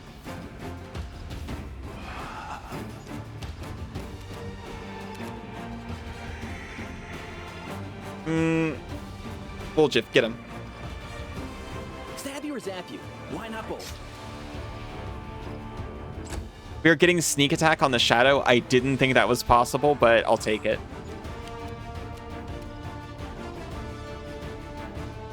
No glory without risk!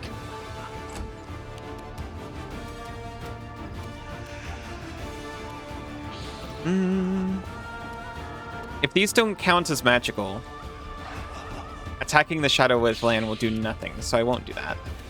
Make every strike count.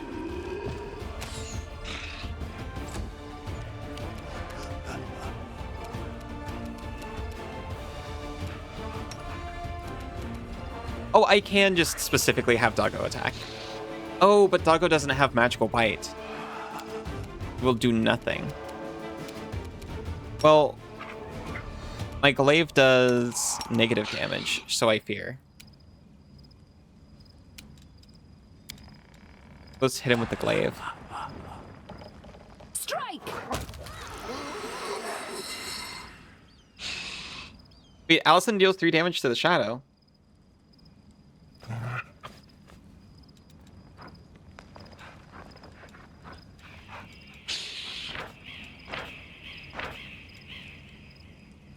I thought it was immune to non-magical damage. And took half from non. Listen, you got some explaining to do.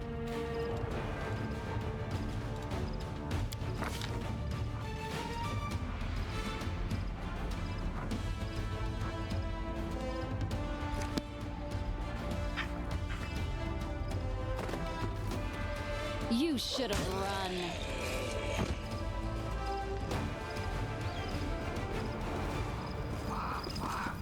Thanks, Lan. You're so awesome, Lan. The dug up graves and other clues indicate a necromancer has recently conducted a ritual here. Oh, that explains the undead.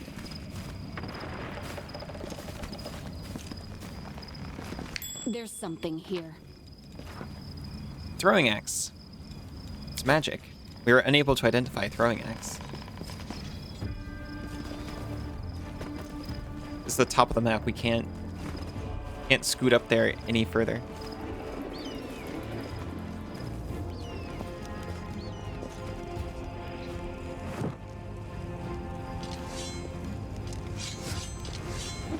A critter. If only there was something we could have done.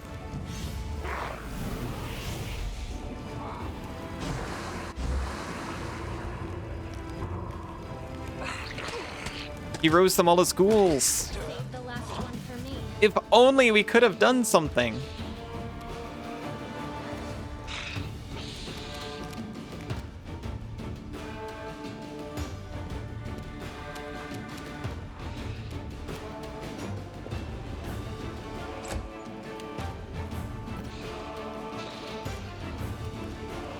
You've crossed the wrong mongrel.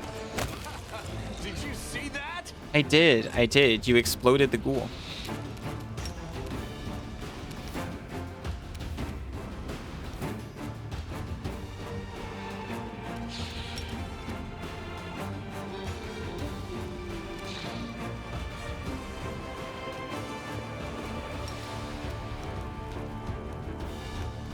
Sneaky attack.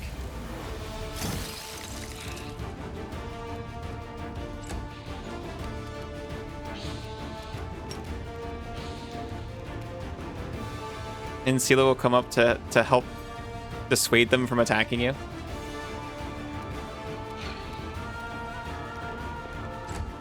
Sela can take it. Don't worry about her.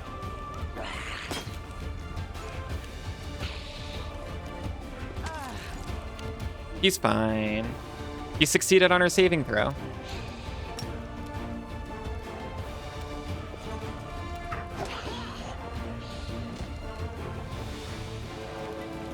We tripped.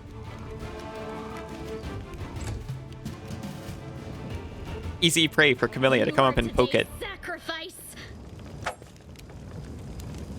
Critical miss. Wow. Amazing. Truly astounding. You won't survive me. Distract them from me.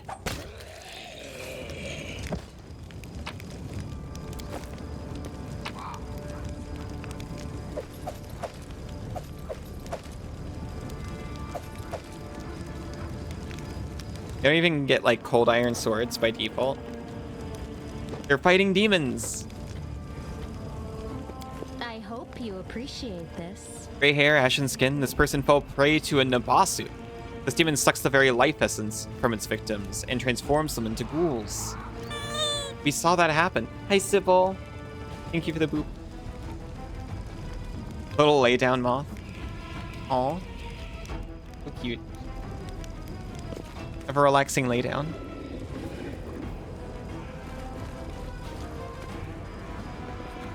I'm off.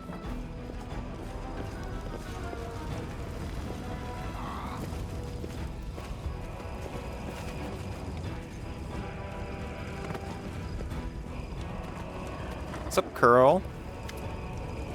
A short, hooded figure is poking about some bodies laying in the middle of the street. The stranger drags the first body off the road, respectfully props it up against a wall, and places the corpse's hands on its chest. The figure then freezes as if hesitating. See him reach out his hand towards the beautiful gold amulet hanging around the corpse's neck. Jerks his hand back, hesitates, then reaches out again. The options are, well, look what we have here. Looting corpses, are we? Me stripping every cure potion off of 5 crusaders on the way here. Hey lad, why are you embarrassing your halfling sister in front of everyone? Sure. It's specific, so sure, why not? Stranger almost jumps out of his skin, and the hood falls from his head. Under a mop of red curls, a round halfling face looks up at you. Oh, phew. I thought you were demons. Good day to you, good lady. Sela's eyebrows lift in apparent surprise. Girl, is that you? Halfling looks at Sela and smiles broadly. Oh, Lady Sela, you're alive. Goodness me, that's the second bit of good news on an otherwise lousy day. What's the first bit of good news? Stick around and see for yourself.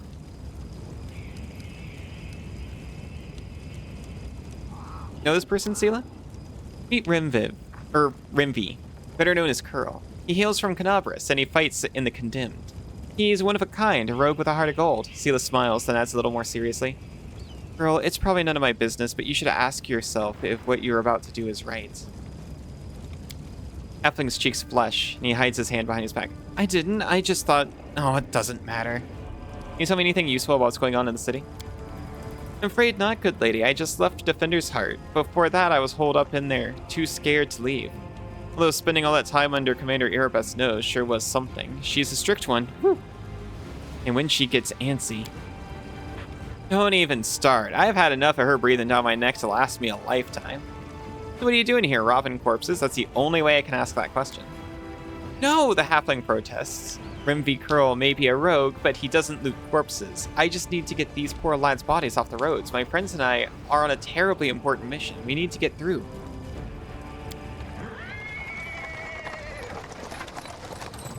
He's interrupted by the sound of wheels rolling on the paving stones. A cart drawn by a sad little horse appears from around the corner. A pretty half-elf is driving it, and a young man in knight's armor is walking alongside. Even from a distance, you can see his tanned face and his blue eyes shining brightly. Halfling straightens up. See? Terribly important and very heroic mission. My friends and I are saving a beer cart from the demons. This is Elan of the Houndhearts. As he's speaking, the newcomers notice you, and the knight cries out in jubilation. Seela! I never thought I'd see you again. I thought you were headed to the main square, to the center of the demon's attack. Half-elf smiles warmly at Seela. It's Janna! Hey, friend. Glad to see you're all right. When we got separated by the crowd at the celebration, I knew right away that something was wrong. When demons appeared all of a sudden, I realized that was the reason why I'd been so anxious. But I couldn't find you among the dead in the square, so I kept my hopes up, and I was proved right. Seela's face lights up with joy. So you're the other bit of good news Curl was talking about. You and Janna are alive. Actually, by good news, I meant that we found the beer cart. Sir Elan and Janna being alive amounts to a quarter of a bit of good news. Well, maybe half. We got two options. A beer cart? How about sharing with us? I'm sure we could all do with a drink. Or aren't there more important things to do in the city than saving other people's property? Okay, well... I don't need the beer, but between the two. Half-elf winks rakishly. Certainly. Give me your flask, friend. And if you walk with us to Defender's Heart, we can have a more thorough sampling of the spoils there. Despite the cheerful tone, she looks at you with anxious hope. Janna, there's no need. The heart is very close, and the three of us will be enough to fight off an attack if there is one. Besides, our friend here surely has better things to do, more important things than carrying barrels of beer, I'll wager. By the way, my name's Elan. Sir Elan of the Houndhearts. I'm glad to meet someone who's survived this madness. You're aware, Sir Knight, that your friend Curl was trying to rob a corpse? I am not going to say that. You haven't told me how you know Seela. I'll save that story till we're all back at the Defender's Heart. You're going back there, aren't you? We'll have reason to toast our spoils. I have to go. So long. We're sure to meet again, either in the city or at the Defender's Heart. Sure you will. Come to the tavern. We'll celebrate the valiant rescue of this barrel together.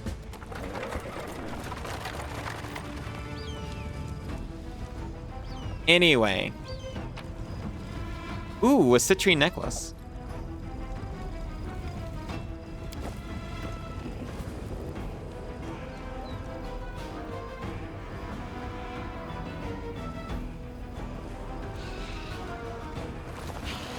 Oh, hi.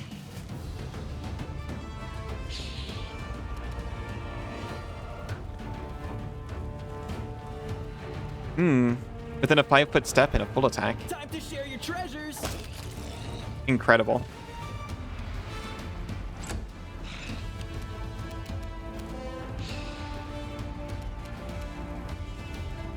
Endure this.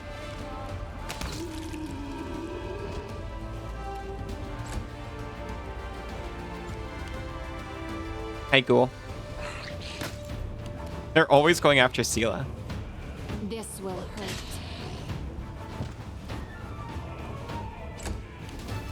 Go for their hearts!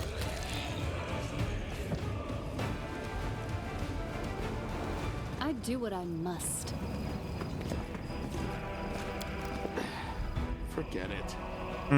Lore check failed. Somebody ripped lumps of flesh from these dead bodies.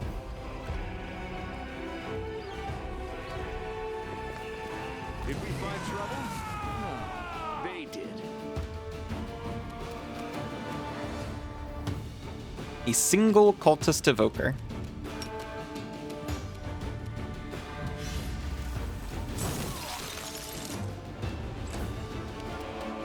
Make every strike count. We shot a second shot at something.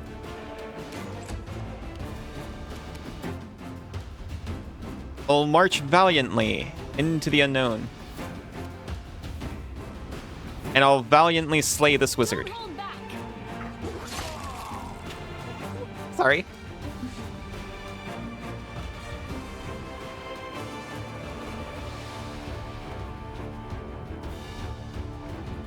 Wow.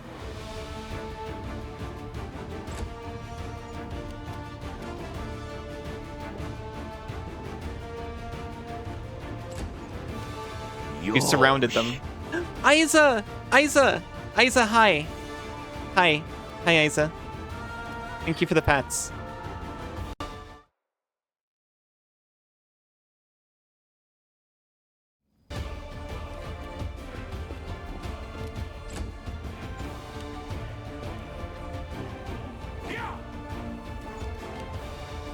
You won 3 matches? I love you too. Congratulations.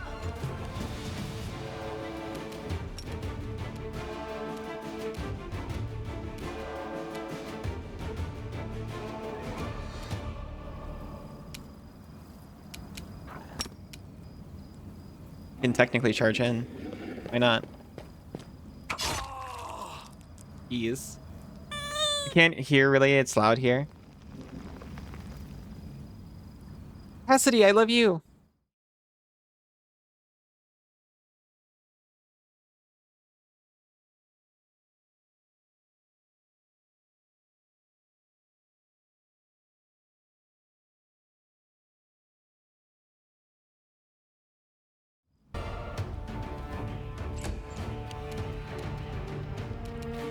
Hmm? You've crossed the wrong mongrel.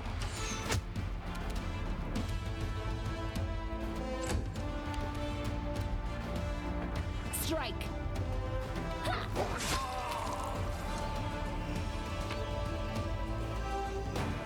We'll be taking their paper. I'm gone.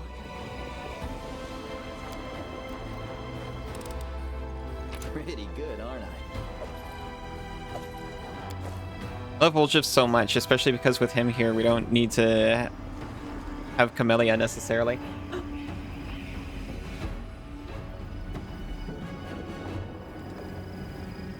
Enzu, thank you so much.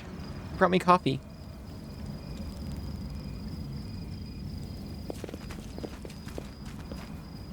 We found a house.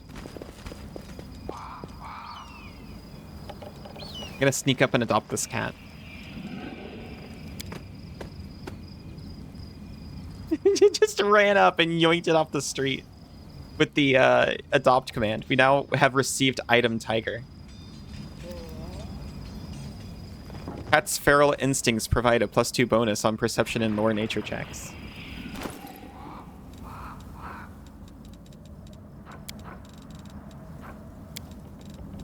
Here, it's tiger, a usable item.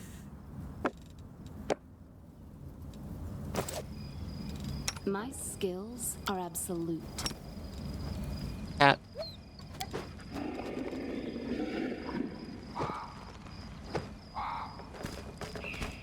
Oh yeah, sorry, these people were not killed by demons. Their mortal wounds were inflicted by ordinary weapons. Terrifying.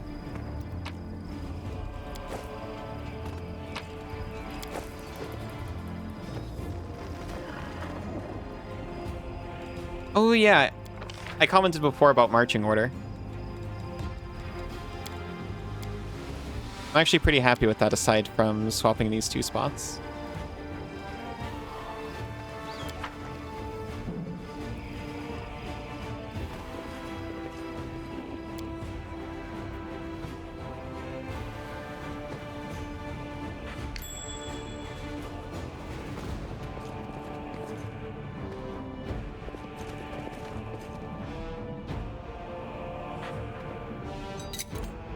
This is my kind of work.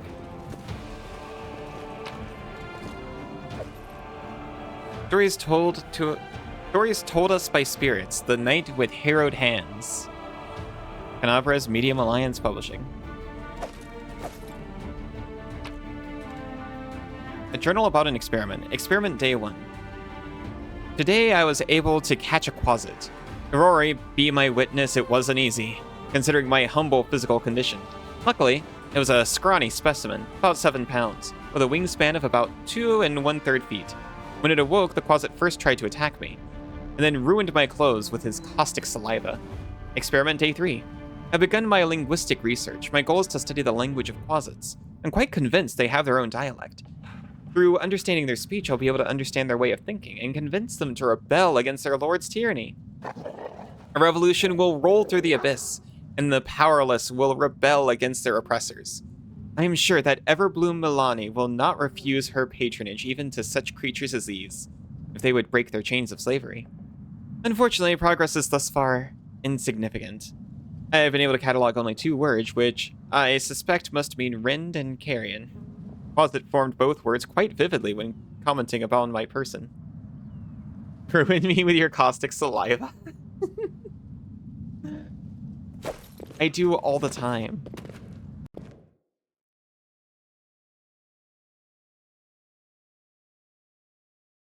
I tried to type eat, and I swear to you, I typed rat. I don't know how this happened. You couldn't read the whole thing without picking it up.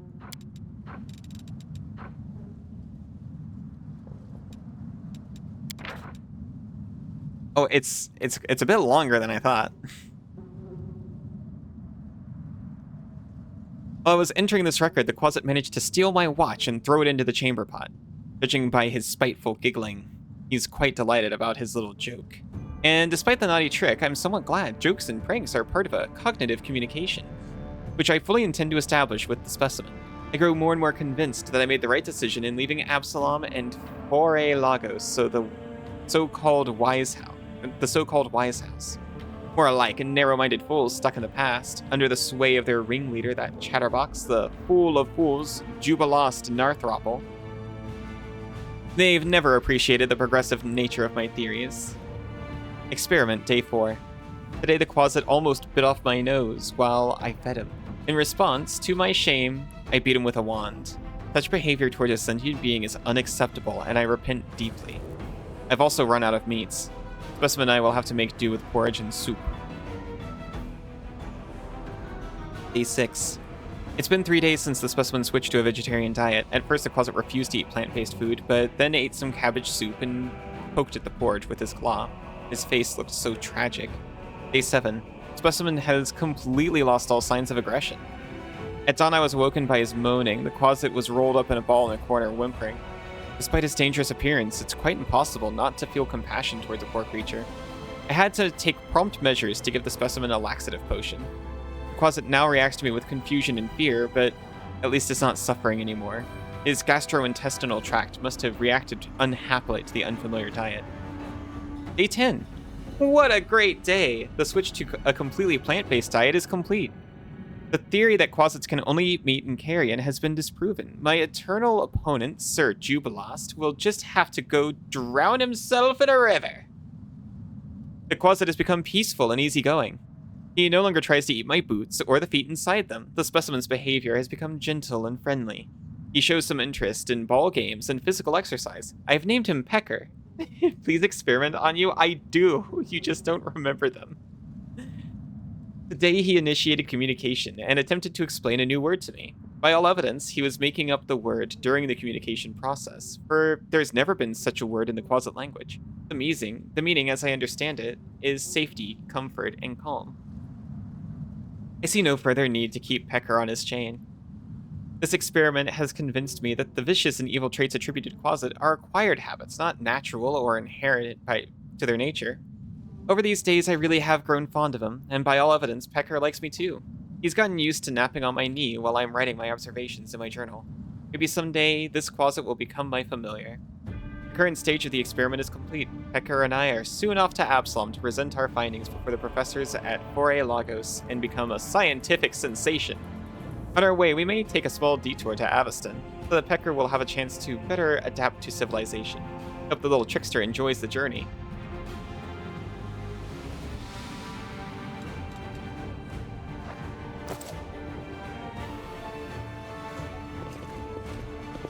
Well, hopefully he made it out before all, Oh. Oh.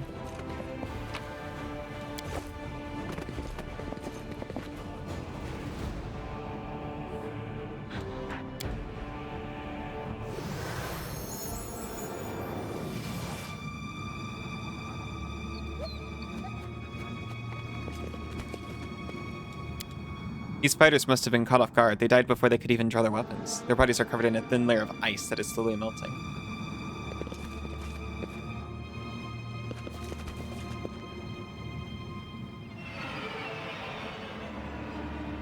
Clear the blockage.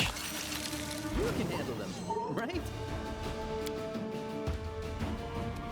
A dretch. You won't survive me.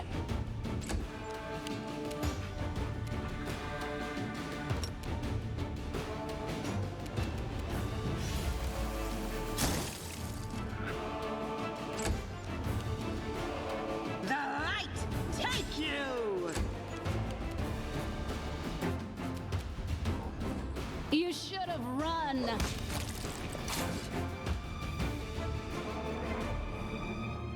Attempt to clear the blockage again. The heartbeat quickens. Is it summoning the dretches?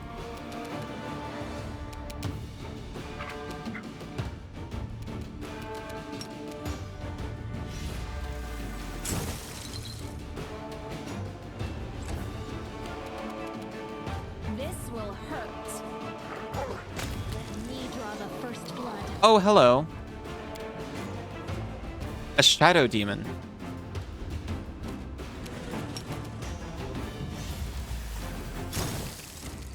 Certainly this is fine.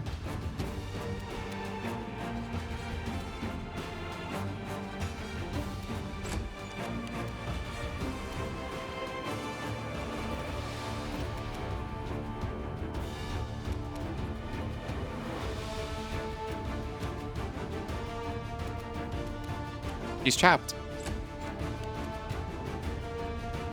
I'll cut you wide open. Effects and conditions. It's invisible and frightened.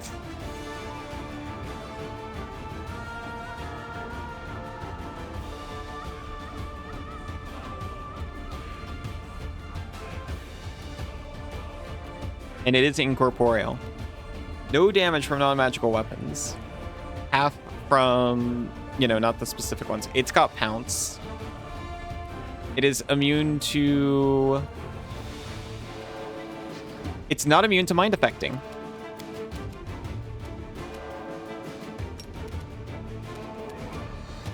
Get reduced attack rolls, please. Even further. And it failed its attack, or its saving throw on that. This shadow demon is actually going to be easy.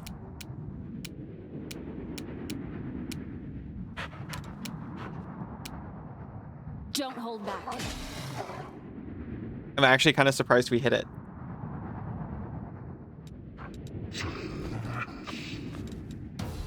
Strike.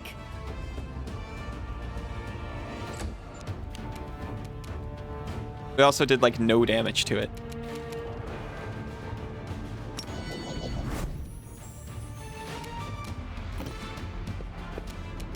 Endure this! Make every strike count. You've crossed the wrong mongrel.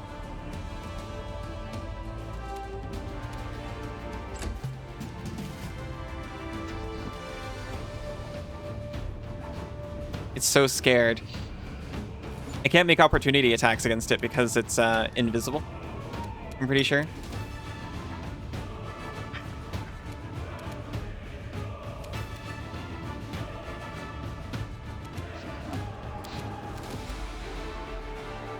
Light only targets friendly creatures. I did consider it.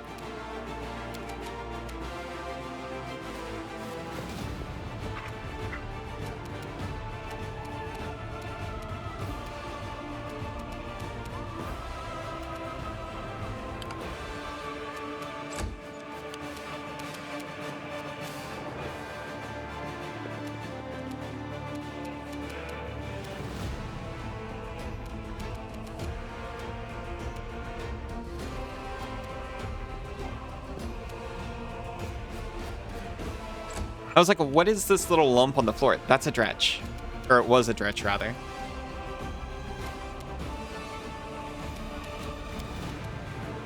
Can I see it to reduce its AC? I can. I have to move to there. You know what? Yeah, just do it.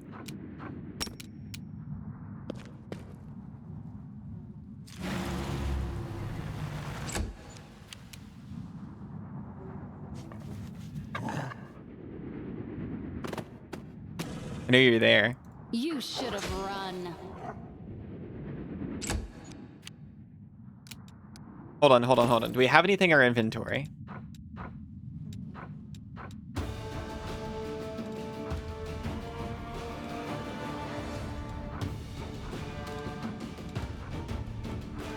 A potion of sea invisibility, perhaps.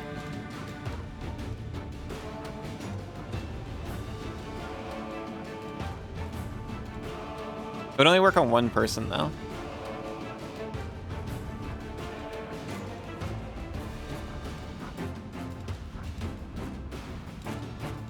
Nope.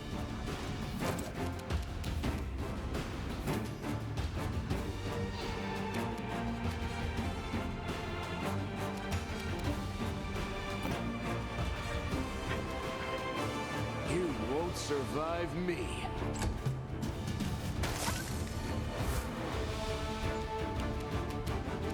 Why would you attack the dog?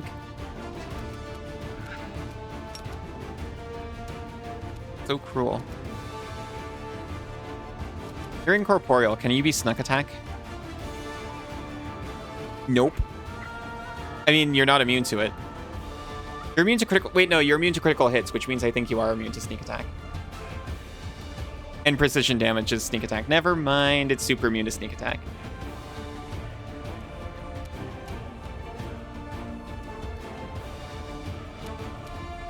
Cover me, all right? Hunt. But it...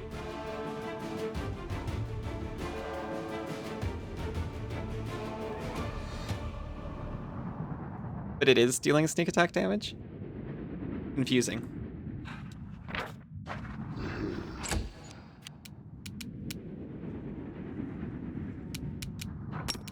Smite it. The Inheritor, guide my blade. I don't think I've ever beaten this thing before, by the way.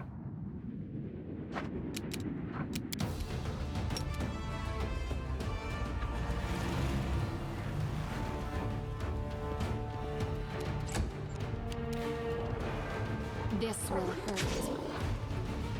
But we're actually doing okay. Endure this.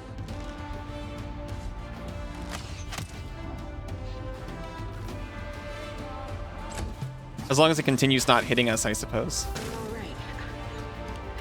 I'm all right. He's handling it.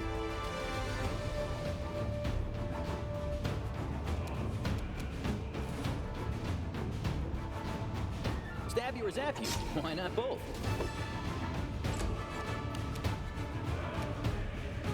Why don't you hand yourself real quick? No glory without risk. Incredible shot. This is why we keep you on board.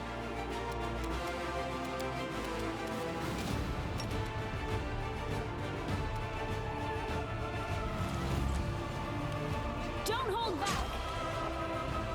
Oh, it's on just a sliver. Make every strike count.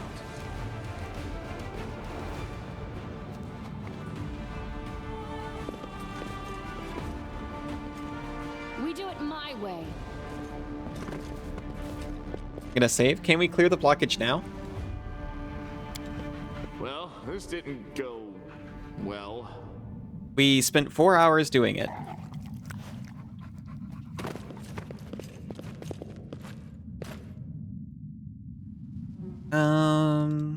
Open your heart to me. Okay, we'll have Wolchif do it. Could you just, make me glow? I become glorious.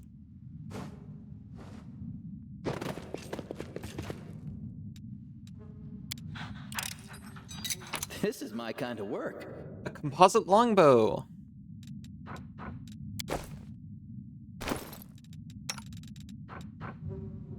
We've not identified it. I'm just gonna go for it though.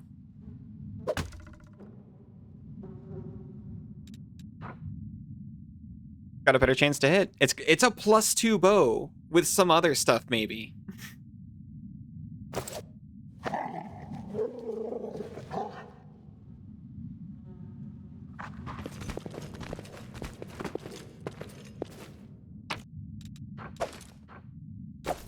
A scroll of fairy fire and a scroll of sea invisibility. Thank you, sir. Who I didn't loot out of respect until I figured out what all was down here.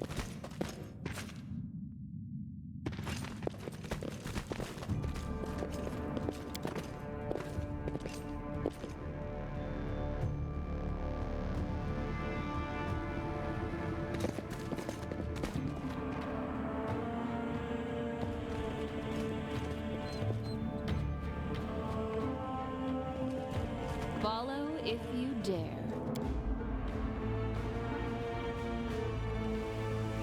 I hope that closet's okay.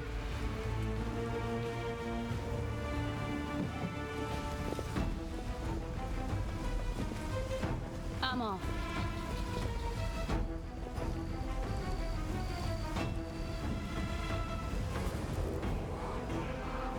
Hear me, take heed. The hordes of the Abyss march on Canabras. The Wardstone is their target. They must not be allowed to capture it. The consequences will be disastrous. Thank you, Green.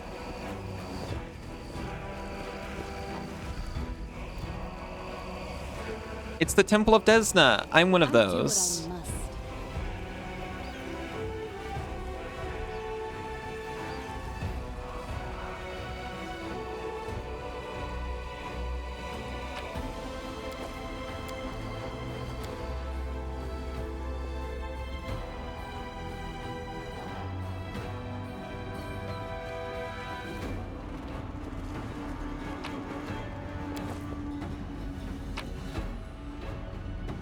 Pair of the Faithful. Altar to Desna, goddess of luck, patron deity of travelers and dreamers.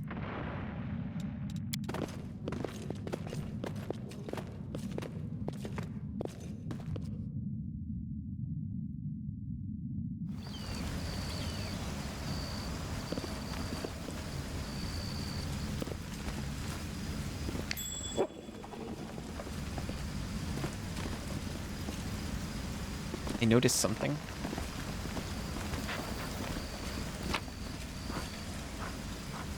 A little stash of alcohol. I'm gone.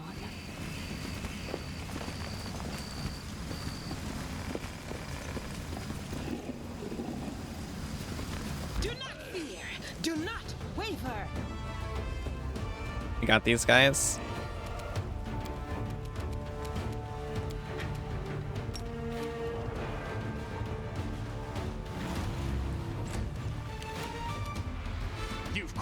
I got no shot.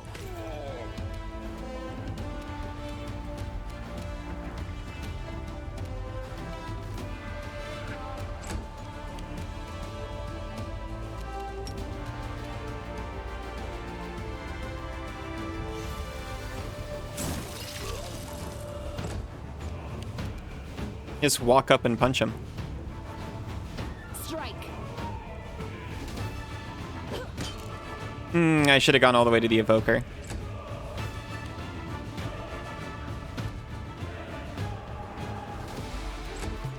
Hey, CMS, how are you doing?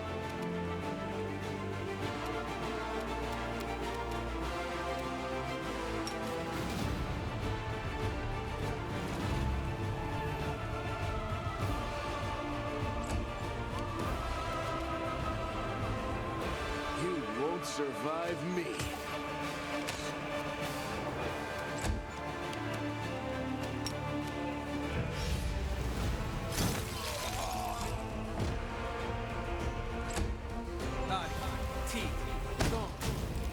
You missed.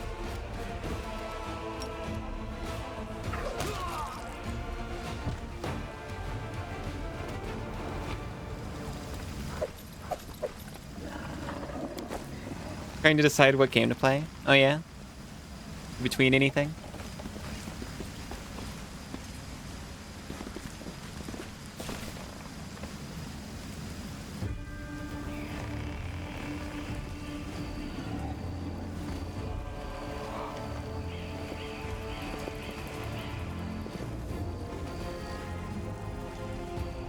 We do it my way.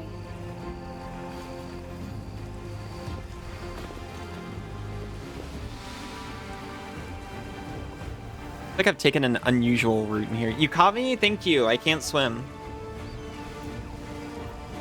You're down to a between? I'm realizing I was kind of looking for an event around here. And I think because of the route I've taken, that event's not active yet.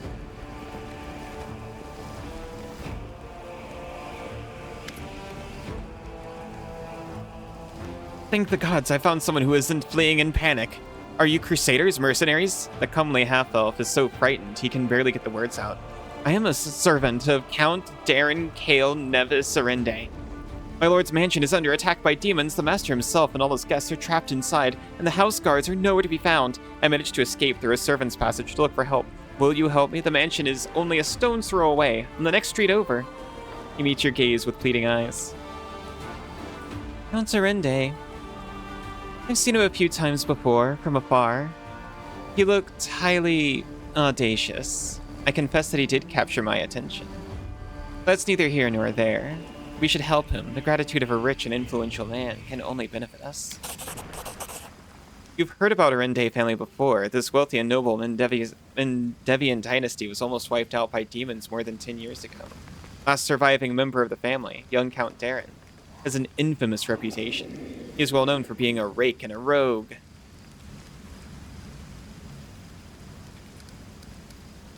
I don't need to point that out. Tell me more about what happened. I'll tell you what I can. I was working from dusk till dawn and back to dusk again, serving guests at the Count's banquet. When the other servants came to relieve me of my post, I went to sleep. Next thing I know, I wake up and there are demons inside the mansion. I wouldn't even reach the Count. The monsters had blocked the way. Count's banquet is still going on.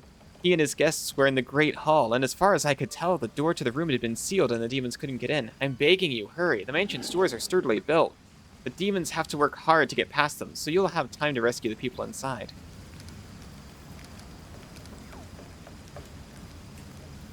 Alright. Where is it? Big money? No, sorry. It's not far at all. You're better off entering from the next street over. Through the passage I used to get out. Help, I'm begging you. I hate to think what the Count will do to me if I don't bring back help.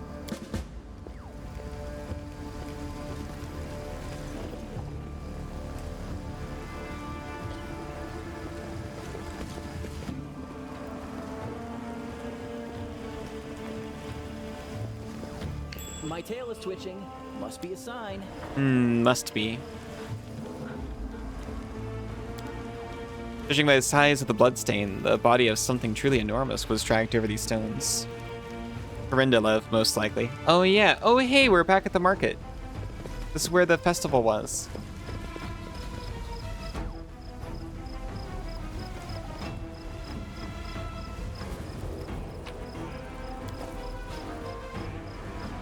Turdy. Nice turdy.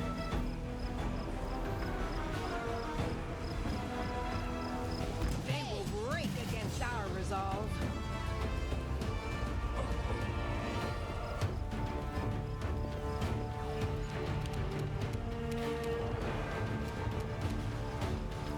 The spirits demand your blood. You know what? That was a miss, but it's fine, because now she's standing next to Wolchef.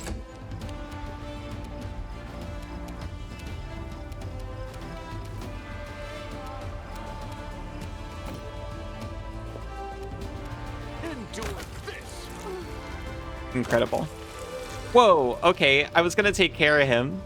I'd have had you shoot like this guy next, but that's fine too. I had a plan. Huge W, very nice.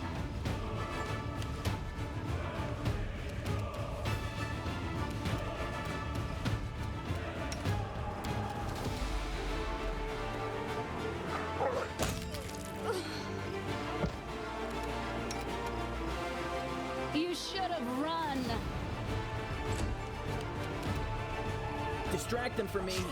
You can hit the stretch instead.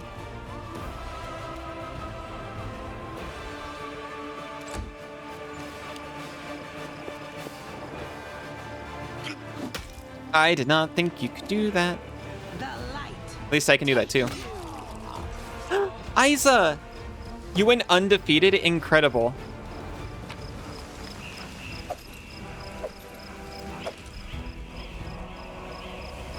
You found a half plate.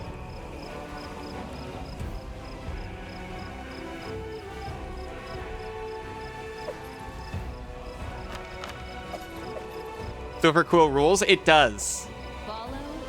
Thank you for knowing that.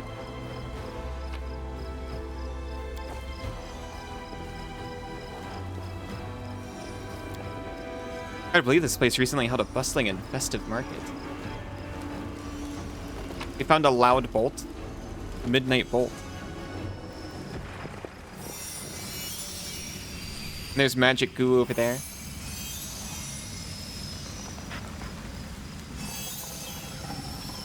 Flashed a little lore hold. It was really clutch, to be honest. Incredible.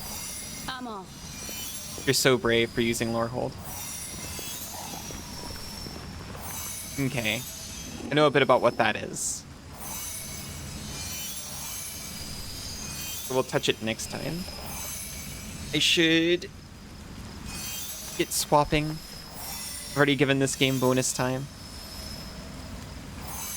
I'm gonna hurry up and do that. I'll see everyone in just a few minutes.